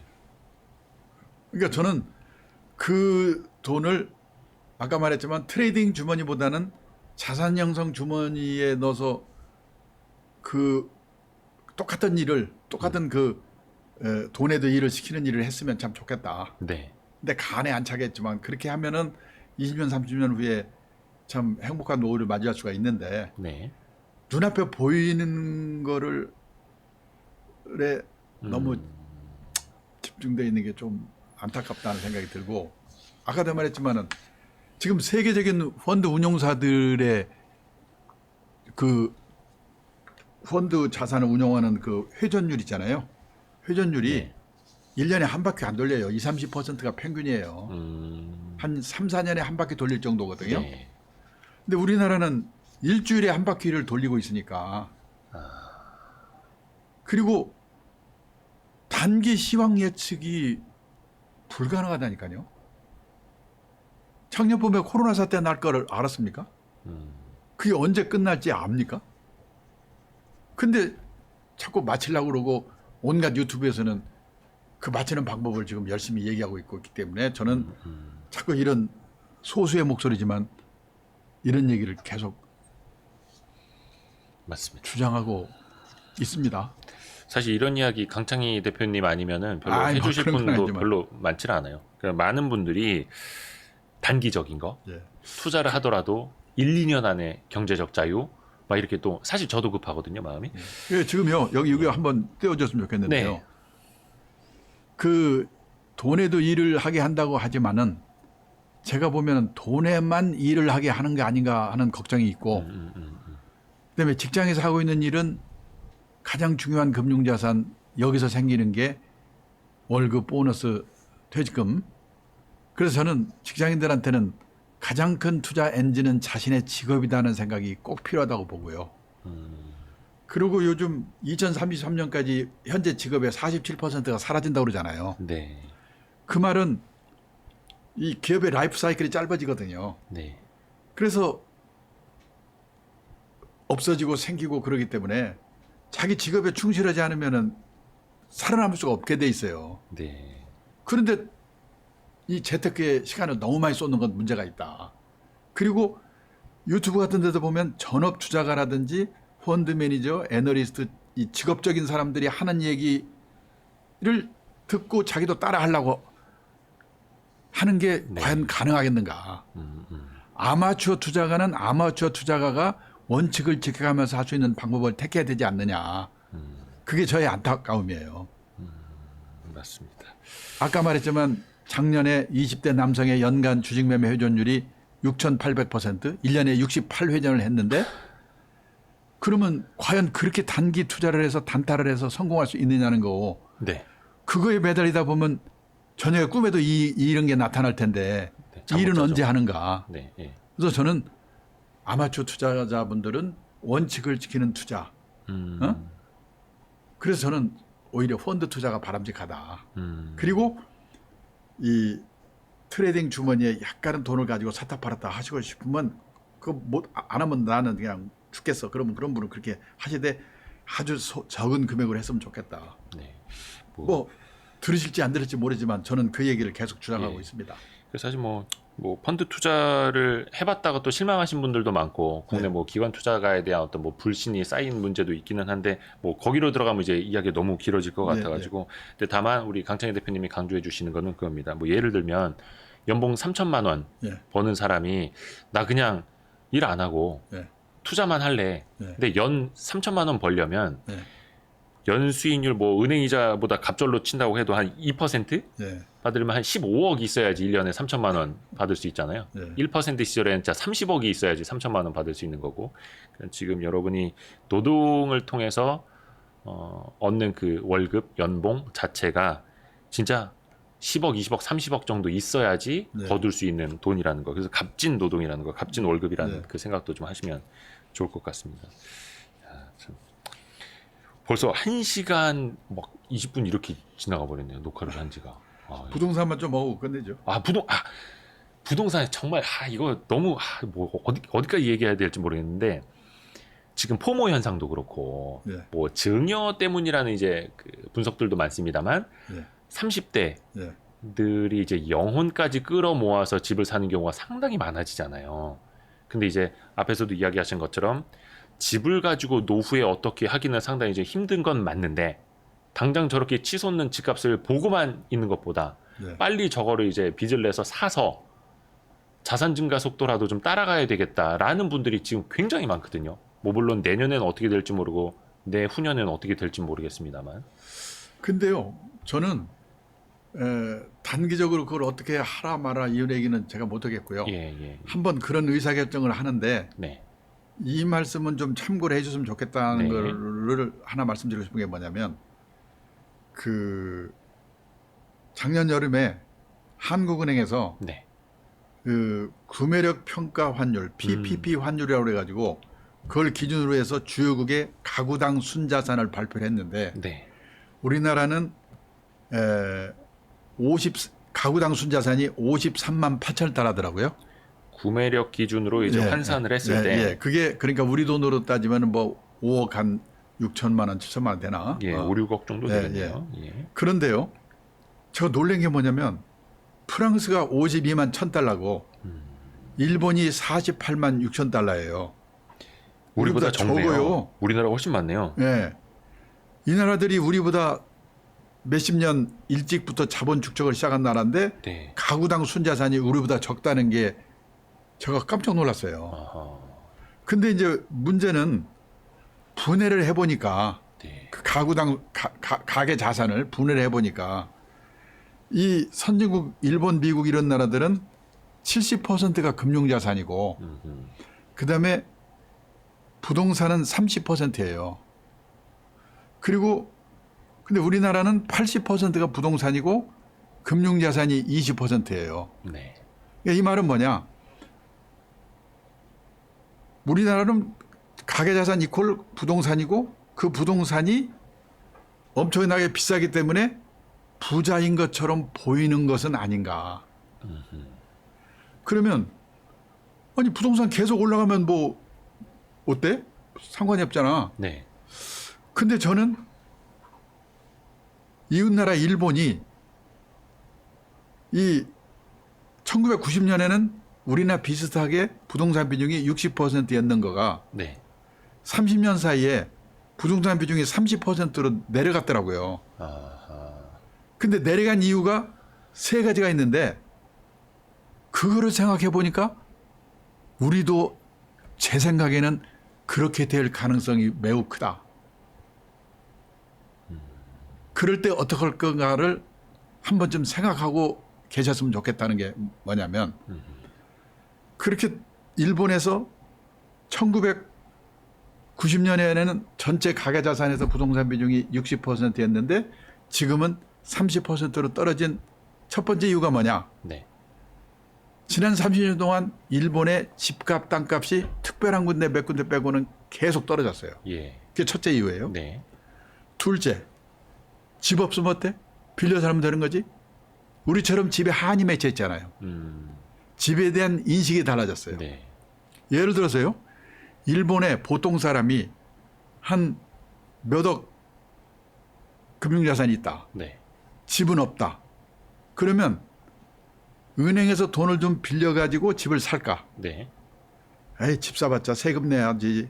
그 다음에 수리해야지. 뭐 골치 아프니까 그냥 집은 빌려서 살고 이 금융자산은 딴 데 투자하든지 활용할까? 냉정하게 생각을 한다는 거죠. 네. 근데 우리는 지금 이 순간에도 내 돈이 하나도 없더라도 누가 빌려만 준다면 당장 집을 사겠다는 생각이 갖고 있잖아요. 올라가고 있으니까. 예, 이게. 근데 그게 과연 지금은 그렇지 뭐 분위기가 네. 5년 후, 10년 후. 왜냐하면 우리는 항상 자산 관리는 노후 대비로 하는 거거든요. 네. 노후 대비 차원에서 그게 옳은 것인가를 한번 생각해 볼 필요는 있다. 근데 뭐냐면 일본과 우리의 공통점이 있어요. 네. 첫째, 일본이나 우리처럼 농경 문화를 가진 나라, 정착해서 사는 나라가요. 네. 유목민국가, 해양국가 이동을 전제로 하고 사는 나라와 달리 내 집, 내 땅에 대한 집착, 애착이 너무 강한 거예요. 일본도 그렇게 강했어요. 네. 근데 그게 30년 전, 20년 전부터 물론 떨어지기도 하고 그래서 그렇겠지만 이제 그 생각이 사라져가고 있어요. 예. 우리는 그냥 더 세졌어요. 그게 첫째 이유고요. 네. 집착 예. 네. 두 번째는 베이비붐 세대가 집을 사면서 집값을 올렸거든요. 네. 우리나라는요. 1950년부터 시작해가지고 2017년 이거 뭐야 28년 동안에 1950년부터 시작해서 28년 동안에 네. 2,700만 명을 낳았어요. 그 사람들이 집을 사면서 집값을 올렸거든요. 네. 그 베이비붐 세대가 근데 지금 보면 베이비붐 세대가 이제 일본에서는 내 집 마련이 다 끝났어요. 네. 근데 우리는 아직도 그대로 남아 있어요. 네. 베이비붐 세대 집 사고 그러는 게. 그리고 우리나라의 베이비붐 세대가 일본 베이비붐 세대보다 그 한 2배쯤 더 강도 높은 베이비붐 세대였거든요. 네. 근데 그 베이비붐 세대들이 이제 내 집 마련이 끝나고 집을 안 사는 거예요. 오히려 일본에서는 팔 사람만 있어요, 이제. 그 다음에 세 번째는 뭐냐면 도시화. 시골 살던 사람들이 도시로 나오면서 집을 사면서 또 집값 올렸어요. 근데 일본은 도시화가 끝나가지고 지금 도시에서 농촌으로 역류 현상이 나타나고 있어요. 도시에서 농촌으로요. 시골로, 예. 지방으로. 예. 근데 우리나라는 지금 도시화율이 90%래요. 네. 전체 인구 중에서 도시에서 사는 사람 인구 비율이 도시화율이거든요. 그렇죠. 근데 우리나라가 지금 싱가포르 1등, 홍콩, 근데 우리나라가 세 번째래요. 근데 대개 도시화가 80%에서 끝난대요. 네. 근데 우리는 그걸 뚫고 90%가 지금 올라와 있거든요.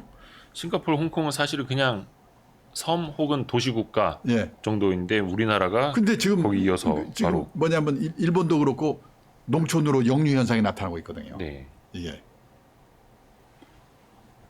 저는 그거를 보면서 이게 앞으로 10년 후, 20년 후에 이 일이 우리나라에서도 나타나. 또 그다음에 또 하나가 있는데 네.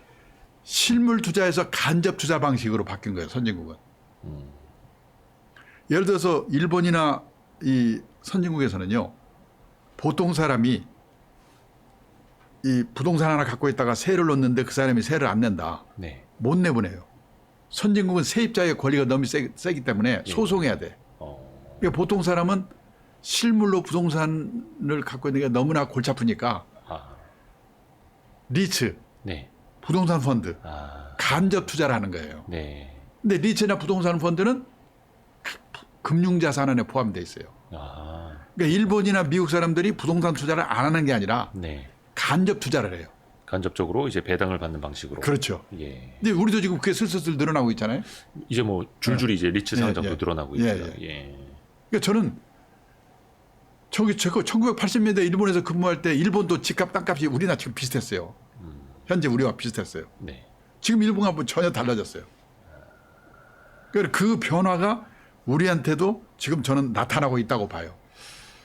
근데 이 시점에서 그런 말씀해 주시는 게 그냥 제 예상인데요. 10분 중에 9분의 귀에는 안 들어갈 겁니다. 아, 그래요. 특히 지금 상황에서는. 네. 예. 그러니까 저는 이런 얘기를 해봤자 씨알자 맥히자고 그래 제 욕하는 댓글이 막 무지 올라오고 있거든요. 와이스트릿은 그러진 않습니다. 네. 예, 예. 그래서 저는 네. 겁나서 심장마비 걸릴 것 같아서 제가 근데 걱정이 돼요. 맞아요. 그래서 뭐냐면 네. 사는 건 좋아요. 여기 지금 뭐 수요 공급에 이런 것도 다 나오는데 이건 말 다 들리지도 않을 거고 다만 이 투자의 원칙이라는 건 뭐냐면 투자에는 리스크가 따릅니다. 따라서 재산이 한 곳에 집중되어 있으면 안 됩니다. 네. 갖고 계신 재산이 100% 부동산에 몰빵되어 있으시다면 그 부동산이 오를 때 오를 망정 우선 10% 20%라도 금융자산을 가지세요. 그리고 나이가 들어가면서 금융자산의 비중을 높여가셔야 됩니다. 그래서 환갑 나이쯤 되면 선진국 수준까지는 안 가더라도 부동산과 금융자산의 비율이 반반 정도는 돼야 된다는 목표를 가지고 뭔가 관리를 해나갔으면 좋겠다. 장기적으로. 뭐 그냥 참고로 이런 거를 이런 말도 있구나. 네. 들어두시면 감사합니다. 사실 집값 이야기 나오면 우리나라 국민 한 5천만 명 중에 3천만 명은 골치가 아플 거예요. 나머지 2천만 명은 이제 거의 학생들일 거고 미성년자일 거고. 그렇습니다. 그다음에요. 네. 자녀 그 문제 있잖아요. 네네네. 자녀.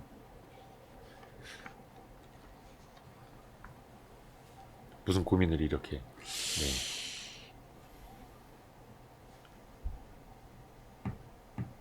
아까 자녀 그 부분 이야기를 좀 건너뛰어서 그렇죠. 그게 이제 이 문제가 해결이 되지 않고는 네.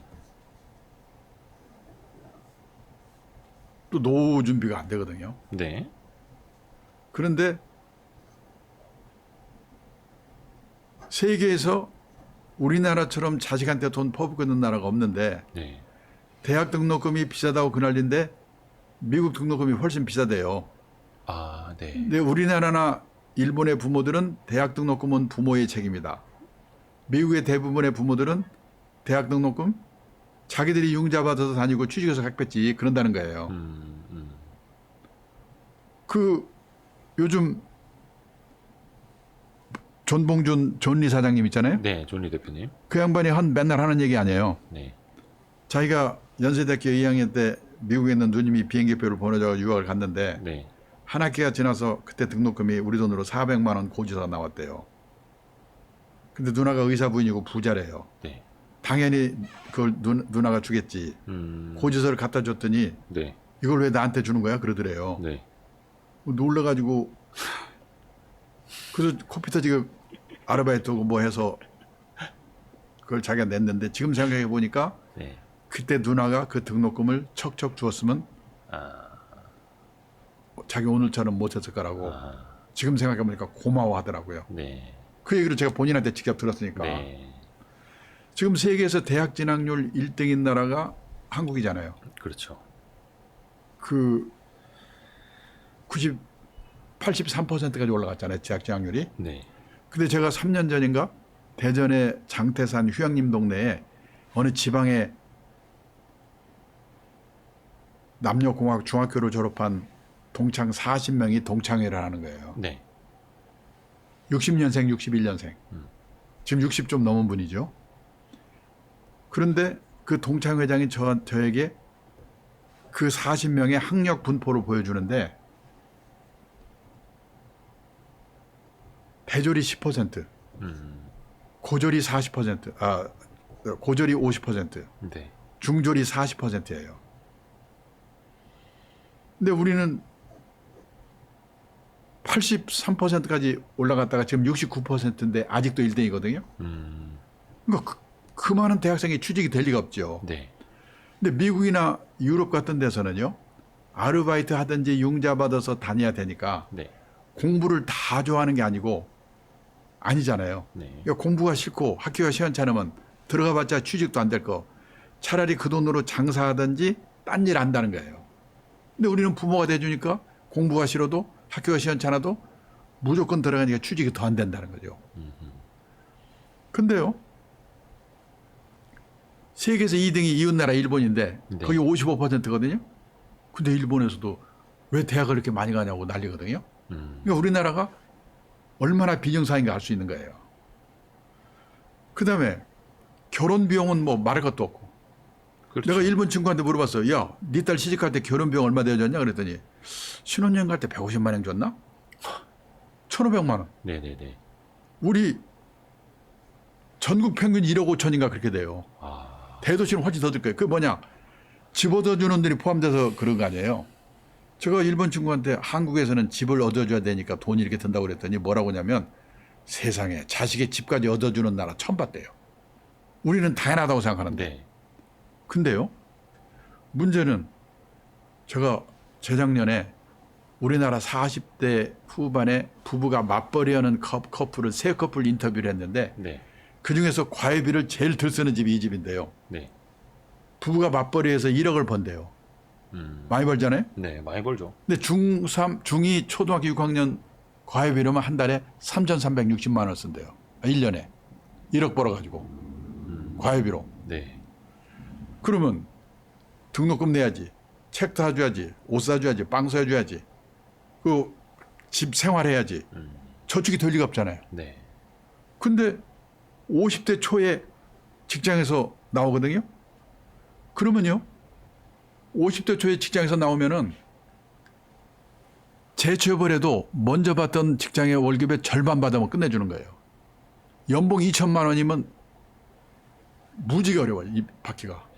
근데 그때 애들은 대학생, 결혼, 노부 요양비 의료비. 그래서 1억씩 받던 사람들이 60이 되면서 이 중산층에서 탈락하는 거예요. 근데 요즘요. 고성장 시대에는 네. 그렇게 해서라도 시험만 잘 보게 만들어 놓으면 본전을 뽑았잖아요. 예. 저성장 시대에는 고성장 시대에는 좋은 대학 들어가서 시험 잘 봐서 신기초용이 많으니까 취직하면 돼요. 근데 저성장기에는 신기초용이 없으니까 어떡하냐. 중소기업 같은 데 들어가 가지고 몇 번 이직을 하면서 좋은 회사로 옮겨가야 돼요. 네. 지금 우리나라 직장인의 이 평균 6번 정도를 이직해야 돼. 60까지 다니게 돼 있더라고요. 네. 조사한 거 보니까. 네. 그러면 이직할 때 저기서 나를 뭘 보고 뽑는가? 학벌? 스펙? 아니에요. 우리가 시키려고 하는 일을 이 친구가 잘하는가 못하는가. 첫째. 네. 둘째. 평판. 여기서 걸리면 평판 조회에서 걸리면 끝이에요. 네. 여기서. 요즘 대기업의 인사 담당자들이 자기들끼리 모여서 그런데요. 속지 말자 학벌, 다시 보자 스펙. 얼마나 속았으면. 실제로요. 네. 제가 있는 업계에서 재작년인가 어느 큰 회사가 사내 변호사 한 명을 뽑는데 네. 변호사가 50명이 모였어요. 예. 4명을 최종 면접에 올렸는데 스카이대 하나, 기타대 하나. 근데 기타대를 뽑았어요. 왜 그러냐? 이 회사가 그 전에 인류 외고 나와서 스카이 법대 나와서 변호사 가진 애를 자격을 3명 뽑았는데 다 실패했어요. 도련님 빼고는 할 수 있는 게 없어요. 그래서 기타대학을 뽑았어요. 네. 씩씩하고 적극적인 애를. 그러면 인류 외고 나와서 스카이 법대 나와서 변호사면 지가 끝내준다고 생각할 거 아니에요. 네. 근데 한 2년만 취직 못하면 룸펜이 되는 거거든요. 이게. 근데 제 집안의 동생 하나는 공부를 싫어한 데다가 집안이 어려워서 대학을 못 갔습니다. 네. 건설 공사 현장에서 30년 일을 했어요. 네. 물 새는 거 막는 거 방수의 전문가가 됐어요. 아. 어느 날 대형 건설사 회장님 댁에 물이 샜다나? 네. 이분이 화딱지가 나가지고 야, 박사만 뽑지 말고 독일식으로 마스터를 뽑아라. 55세에 대형 건설사 마스터로 들어갔어요. 네. 그래서 연봉 1억씩 받으면서 다녔거든요. 예. 지금 70세예요. 작년 가을에 나오더니 금방 딴 또 내려갔어요. 오늘 또 일하고 있어요. 80까지 일할 것 같아요. 그러면요, 이거 한번 보세요. 네. 신문에서 보셨겠지만 변호사가 왜 이렇게 지금 어렵냐. 우리나라 일본 변호사 등록이 1906년인데 네. 10,000명 늘어나는데 2006년까지 100년 걸렸대요. 그러니까 이때 변호사는 끝내줬죠. 또 10,000명 늘어나는데 8년. 네. 또 10,000명 늘어나는데 5년. 5년밖에 안 지금 걸렸죠. 30,000명 시대. 그렇죠. 그래서 변호사가 일이 없으니까 세무사, 법무사 일 뺏는다고 난리잖아요. 저는 지금 돌아가는 꼴이 의사도 비될 것 같고 네. 이제 안전한 직업이 없어요. 그래서 저는 지금 우리도 그렇고 우리 애들한테 제대로 된 직업관을 심어주는 게 제일 중요하다고 보는데 네. 이 경상남도 거창고등학교 유명한데 강당에 있는 직업선택 시계명 1번 월급만 해준 데 가지 마라. 이제 월급은 회사가 주고 나라가 주는 게 아니라 내가 남다른 주특기가 있어가지고 예. 적은 금액이라도 회사를 옮겨서라도 오래오래 다녀야 돼요. 100세 시대에는. 남들이 몰려가는 데는 절대 가지 마라. 네. 요즘 재벌기업 입사 경쟁률 200대 300 그난리 치는데 거기서 지금 예. 40대 후반 50대 초에 막 내보내잖아요. 퇴사하죠. 예. 엊그저께 신문에 보셨죠? 카카오뱅크가 예. 시가총액이 33조인가? 네. 국민은행이 20조, 네. 22조, 우리은행이 20조. 이 말이 뭐냐? 지금 은행 예금 뭐 이거에 60, 70%가 인터넷 뱅킹이라잖아요. 지점 다 없어지잖아요. 그렇죠. 그러면 거기도 앞으로 그게 안전한 취직자 아닙니까? 근데 다들 그런 데 가야 된다고 생각하는 거예요, 지금. 그래서 직업관이 제대로 하는 데 중요하다는 거죠. 그리고 전 그러니까 우리 부모들이 그렇고 우리 애들한테도 그다음에 우리가 남의 눈에 대해서 너무 의식하는 거. 우리나라 중산층은 다 남의 눈에 보이는 기준이잖아요. 아파트 30평 이상. 아파트의 평수가 신분의 상징인데 지금 미국, 일본 선진국에서는 스몰 하우스, 작은 집 갖기 운동이 벌어지고 있대거든요. 자동차 2,000cc 이상, 신분의 상징인데 선진국에서는 갑자기 큰 차 타면 둘 중에 하나, 깡패 아니면 졸부래요. 네. 저는 이 미국의 중산층 보고 놀랐는데 그 사람이 내면으로 성숙된 인간인가. 우리는 어떤 딱딱딱딱 금액이 됐든 예. 뭐가 됐든 기준 이렇게 놓는 거고. 자신의 주장에 떳떳할 것, 페어 플레이를 할 것, 사회적 약자를 도울 것, 부정과 불법에 정하는 용기가 있을 것, 그리고 정기적으로 비평전할 정도 받아볼 것. 이 기준에 의하면 우리나라의 중산층이 몇 명이나 있겠는가. 그러니까 저는 이런 식의 인식이 바뀌는 게가 시급하다고 보는 거예요. 저게 될까요, 우리나라에서? 아, 근데요. 예. 요즘 제가 그 서울에서 학원 막 쫓겨다니다가 네. 생각을 바꿔서 지방의 대안학교랄까? 이런 데로 요즘 대안학교로 많이 학생들이 네. 가요. 간 저기 친구가 있는데 글로 가더니 지 의견이 막 얘기하는 거야. 아, 나 이거 해야 되겠어. 이거 해야 되겠어. 네. 그래서 내가 나 걔 만나 그랬어요. 그 걔 어머니를 만나가지고 만났을 때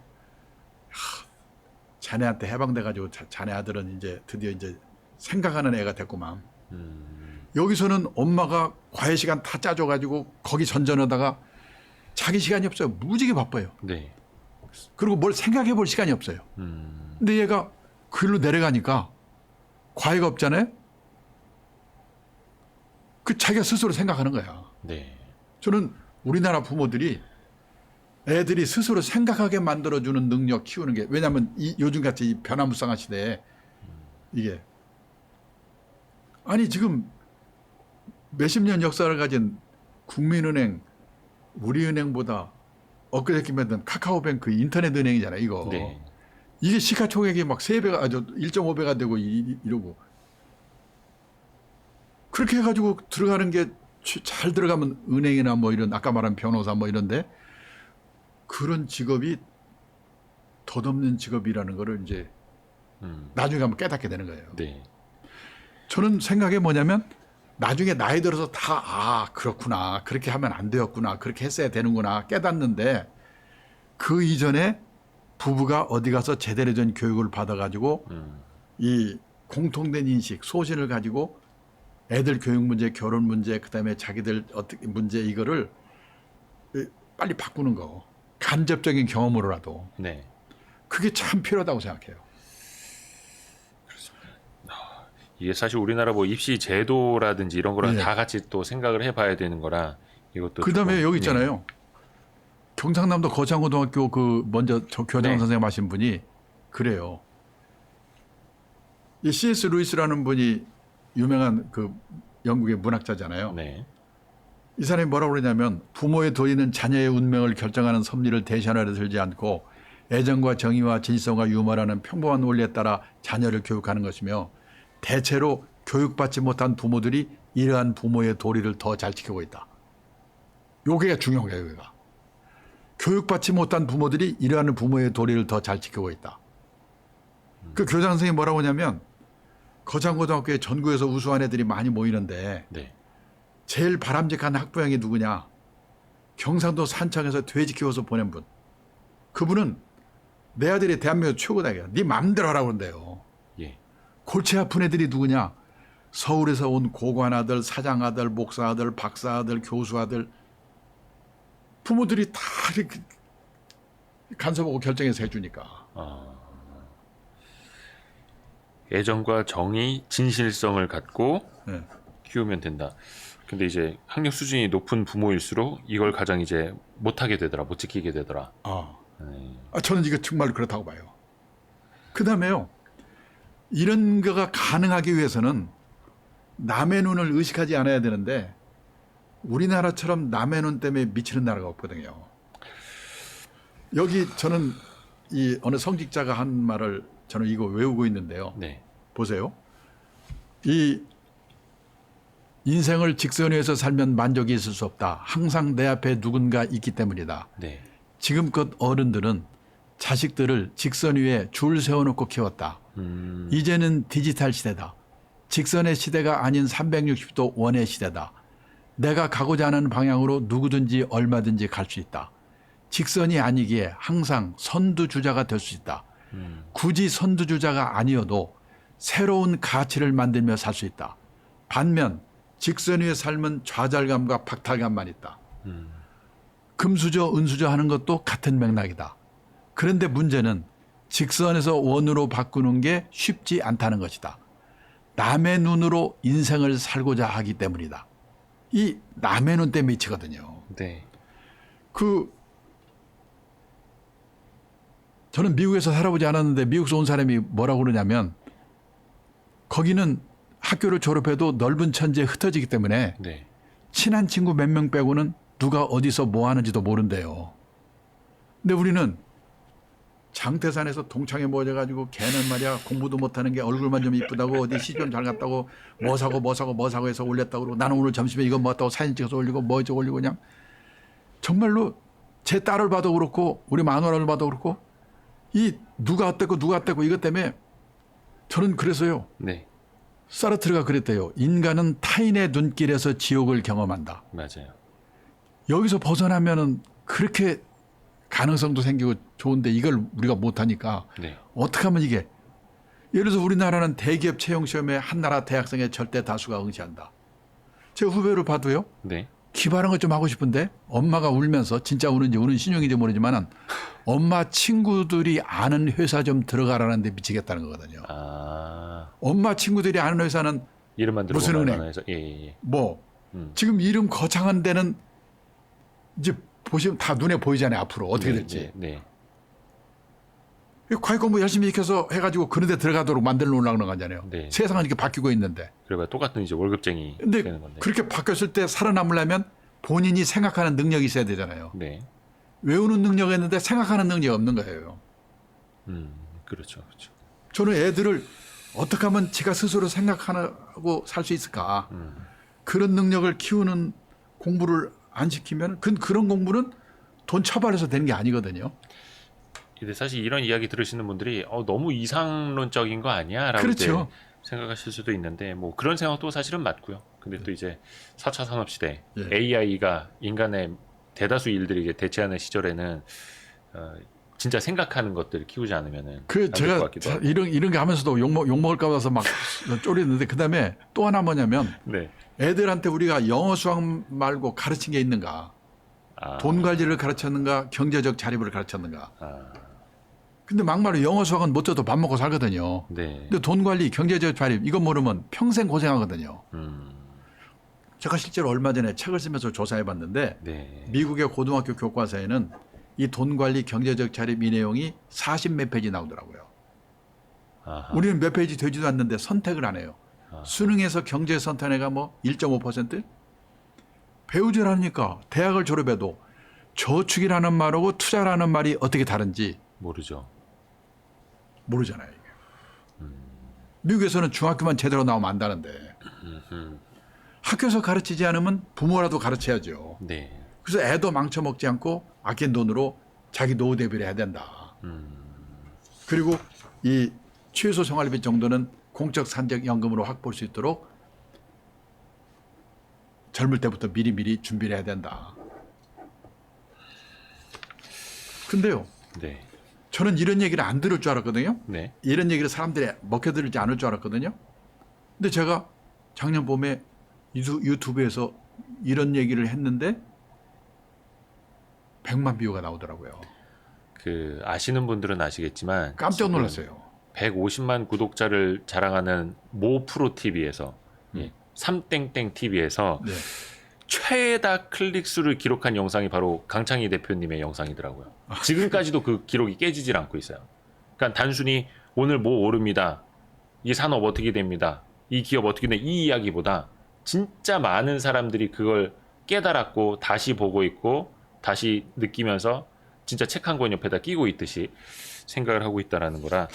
저는 예. 이런 얘기를 아이고 저런 뭐 종목 좀 가르쳐 달라고 그랬는데 그럴 줄 알았는데 이런 얘기를 듣고 경청하고 그것도 30대 40대 이런 분들이 댓글을 올리는 걸 보고 아 이런 말도 맞아요. 들어주시는구나. 세상이 달라지고 있습니다. 예, 예. 많은 사람들이 이제 깨우치고 있는 것 같아요. 그러니까 단순히 똑똑해지고 있다가 아니라 깨우치고 있는 것 같고 뭐 물론 예전에 대우증권 리서치 센터장까지 하셨으니까 종목을 찍어주실 수도 있어요. 아이 뭐 그 능력 안 하니까. 근데 그게 아니라 정말 우리 근데 저는요. 예. 아까 뭐 그런 얘기를 했는데 제가 대학생 시절에 어느 목사님이 설교를 하는데 앞뒤 왜 이 말을 했는지 잘 모르는데 딱 휠이 꽂히는 게 뭐냐면 인간은 타인의 눈길에서 지옥을 경험한다. 그 말 들은 거가 제 맞아. 평생에 얼마나 더 도움이 됐는지 몰라요. 남의 눈 때문에 고민할 때 그거를 남의 눈을 개의치 않는 걸 할 때 그때 들은 그 말이 특히 우리나라에서는 예, 그런 식으로 이렇게 어디 강연회에서 어떤 분이 한마디 딱 했던 말. 제가 일본에서는 그 리쿠레트라고 유명한 그 회사가 있는데 거기 가다가 들어가서 복도에 써 있는데 스스로 기회를 만들어서 네. 그 기회를 통해 내 스스로를 바꿔나가자. 그 사원이 딱 있더라고요. 네. 저는 그래서 이게 속간지런 얘기인 줄 알면서도 또 옛날에 저처럼 몇 사람 정도가 이런 말을 노인네 말이니까 네. 듣고 한번 도움이 된다면 해서 제가 속간지러운데도 이해를 하는 이유가 그거예요. 네, 맞습니다. 되게 저희 삶에 잠깐의 이제 비수가 될 수는 있겠습니다만 그것이 진짜 큰 가르침과 울림을 주시는 말씀을 이제 해주셔서 정말 감사합니다. 사실은 이제 되게 디테일한 방법론적인 것도 있었고 굉장히 이제 철학적인 부분도 있었고 해서 우리가 좀 생각해볼 것들이 좀 많습니다. 저도 항상 우리 그래서 강창희 대표님을 모시고 이야기를 들을 때마다 저 스스로도 많이 이제 깨닫고 있고요. 중요한 건 이제 실천인데 저도 좀 하나하나 차근차근히 실천을 해 나가도록 하겠습니다. 저도 나중에 진짜 우리 강창희 대표님처럼 70대가 되어서도 후학들을 위해서 조금 봉사하고 아까 그 NPO라고 하셨죠? 네. 예, 이렇게 뭐 프라핏을 만드는 그런 것이 아니라 진짜 지식을 나눠주면서 그것이 배가 될 수 있는 삶, 예, 저도 좀 살 수 있도록 많이 배우겠습니다. 예, 오늘 열정적인 말씀 감사합니다. 2시간 동안 말씀을 해주셨습니다. 아이고. 제가 그 물을 좀 따라 드렸는데 거의 한 3분의 1잔 한 모금 드시고 2시간 동안 말씀을 해주셔서 너무 죄송하기도 감사합니다. 하고 너무 네. 감사하기도 하고 정말 고맙습니다. 경청해 주셔서 감사합니다. 아유, 별 말씀. 네, 감사합니다. 나와주셔서 감사합니다. 고맙습니다. 네, 감사합니다. 네.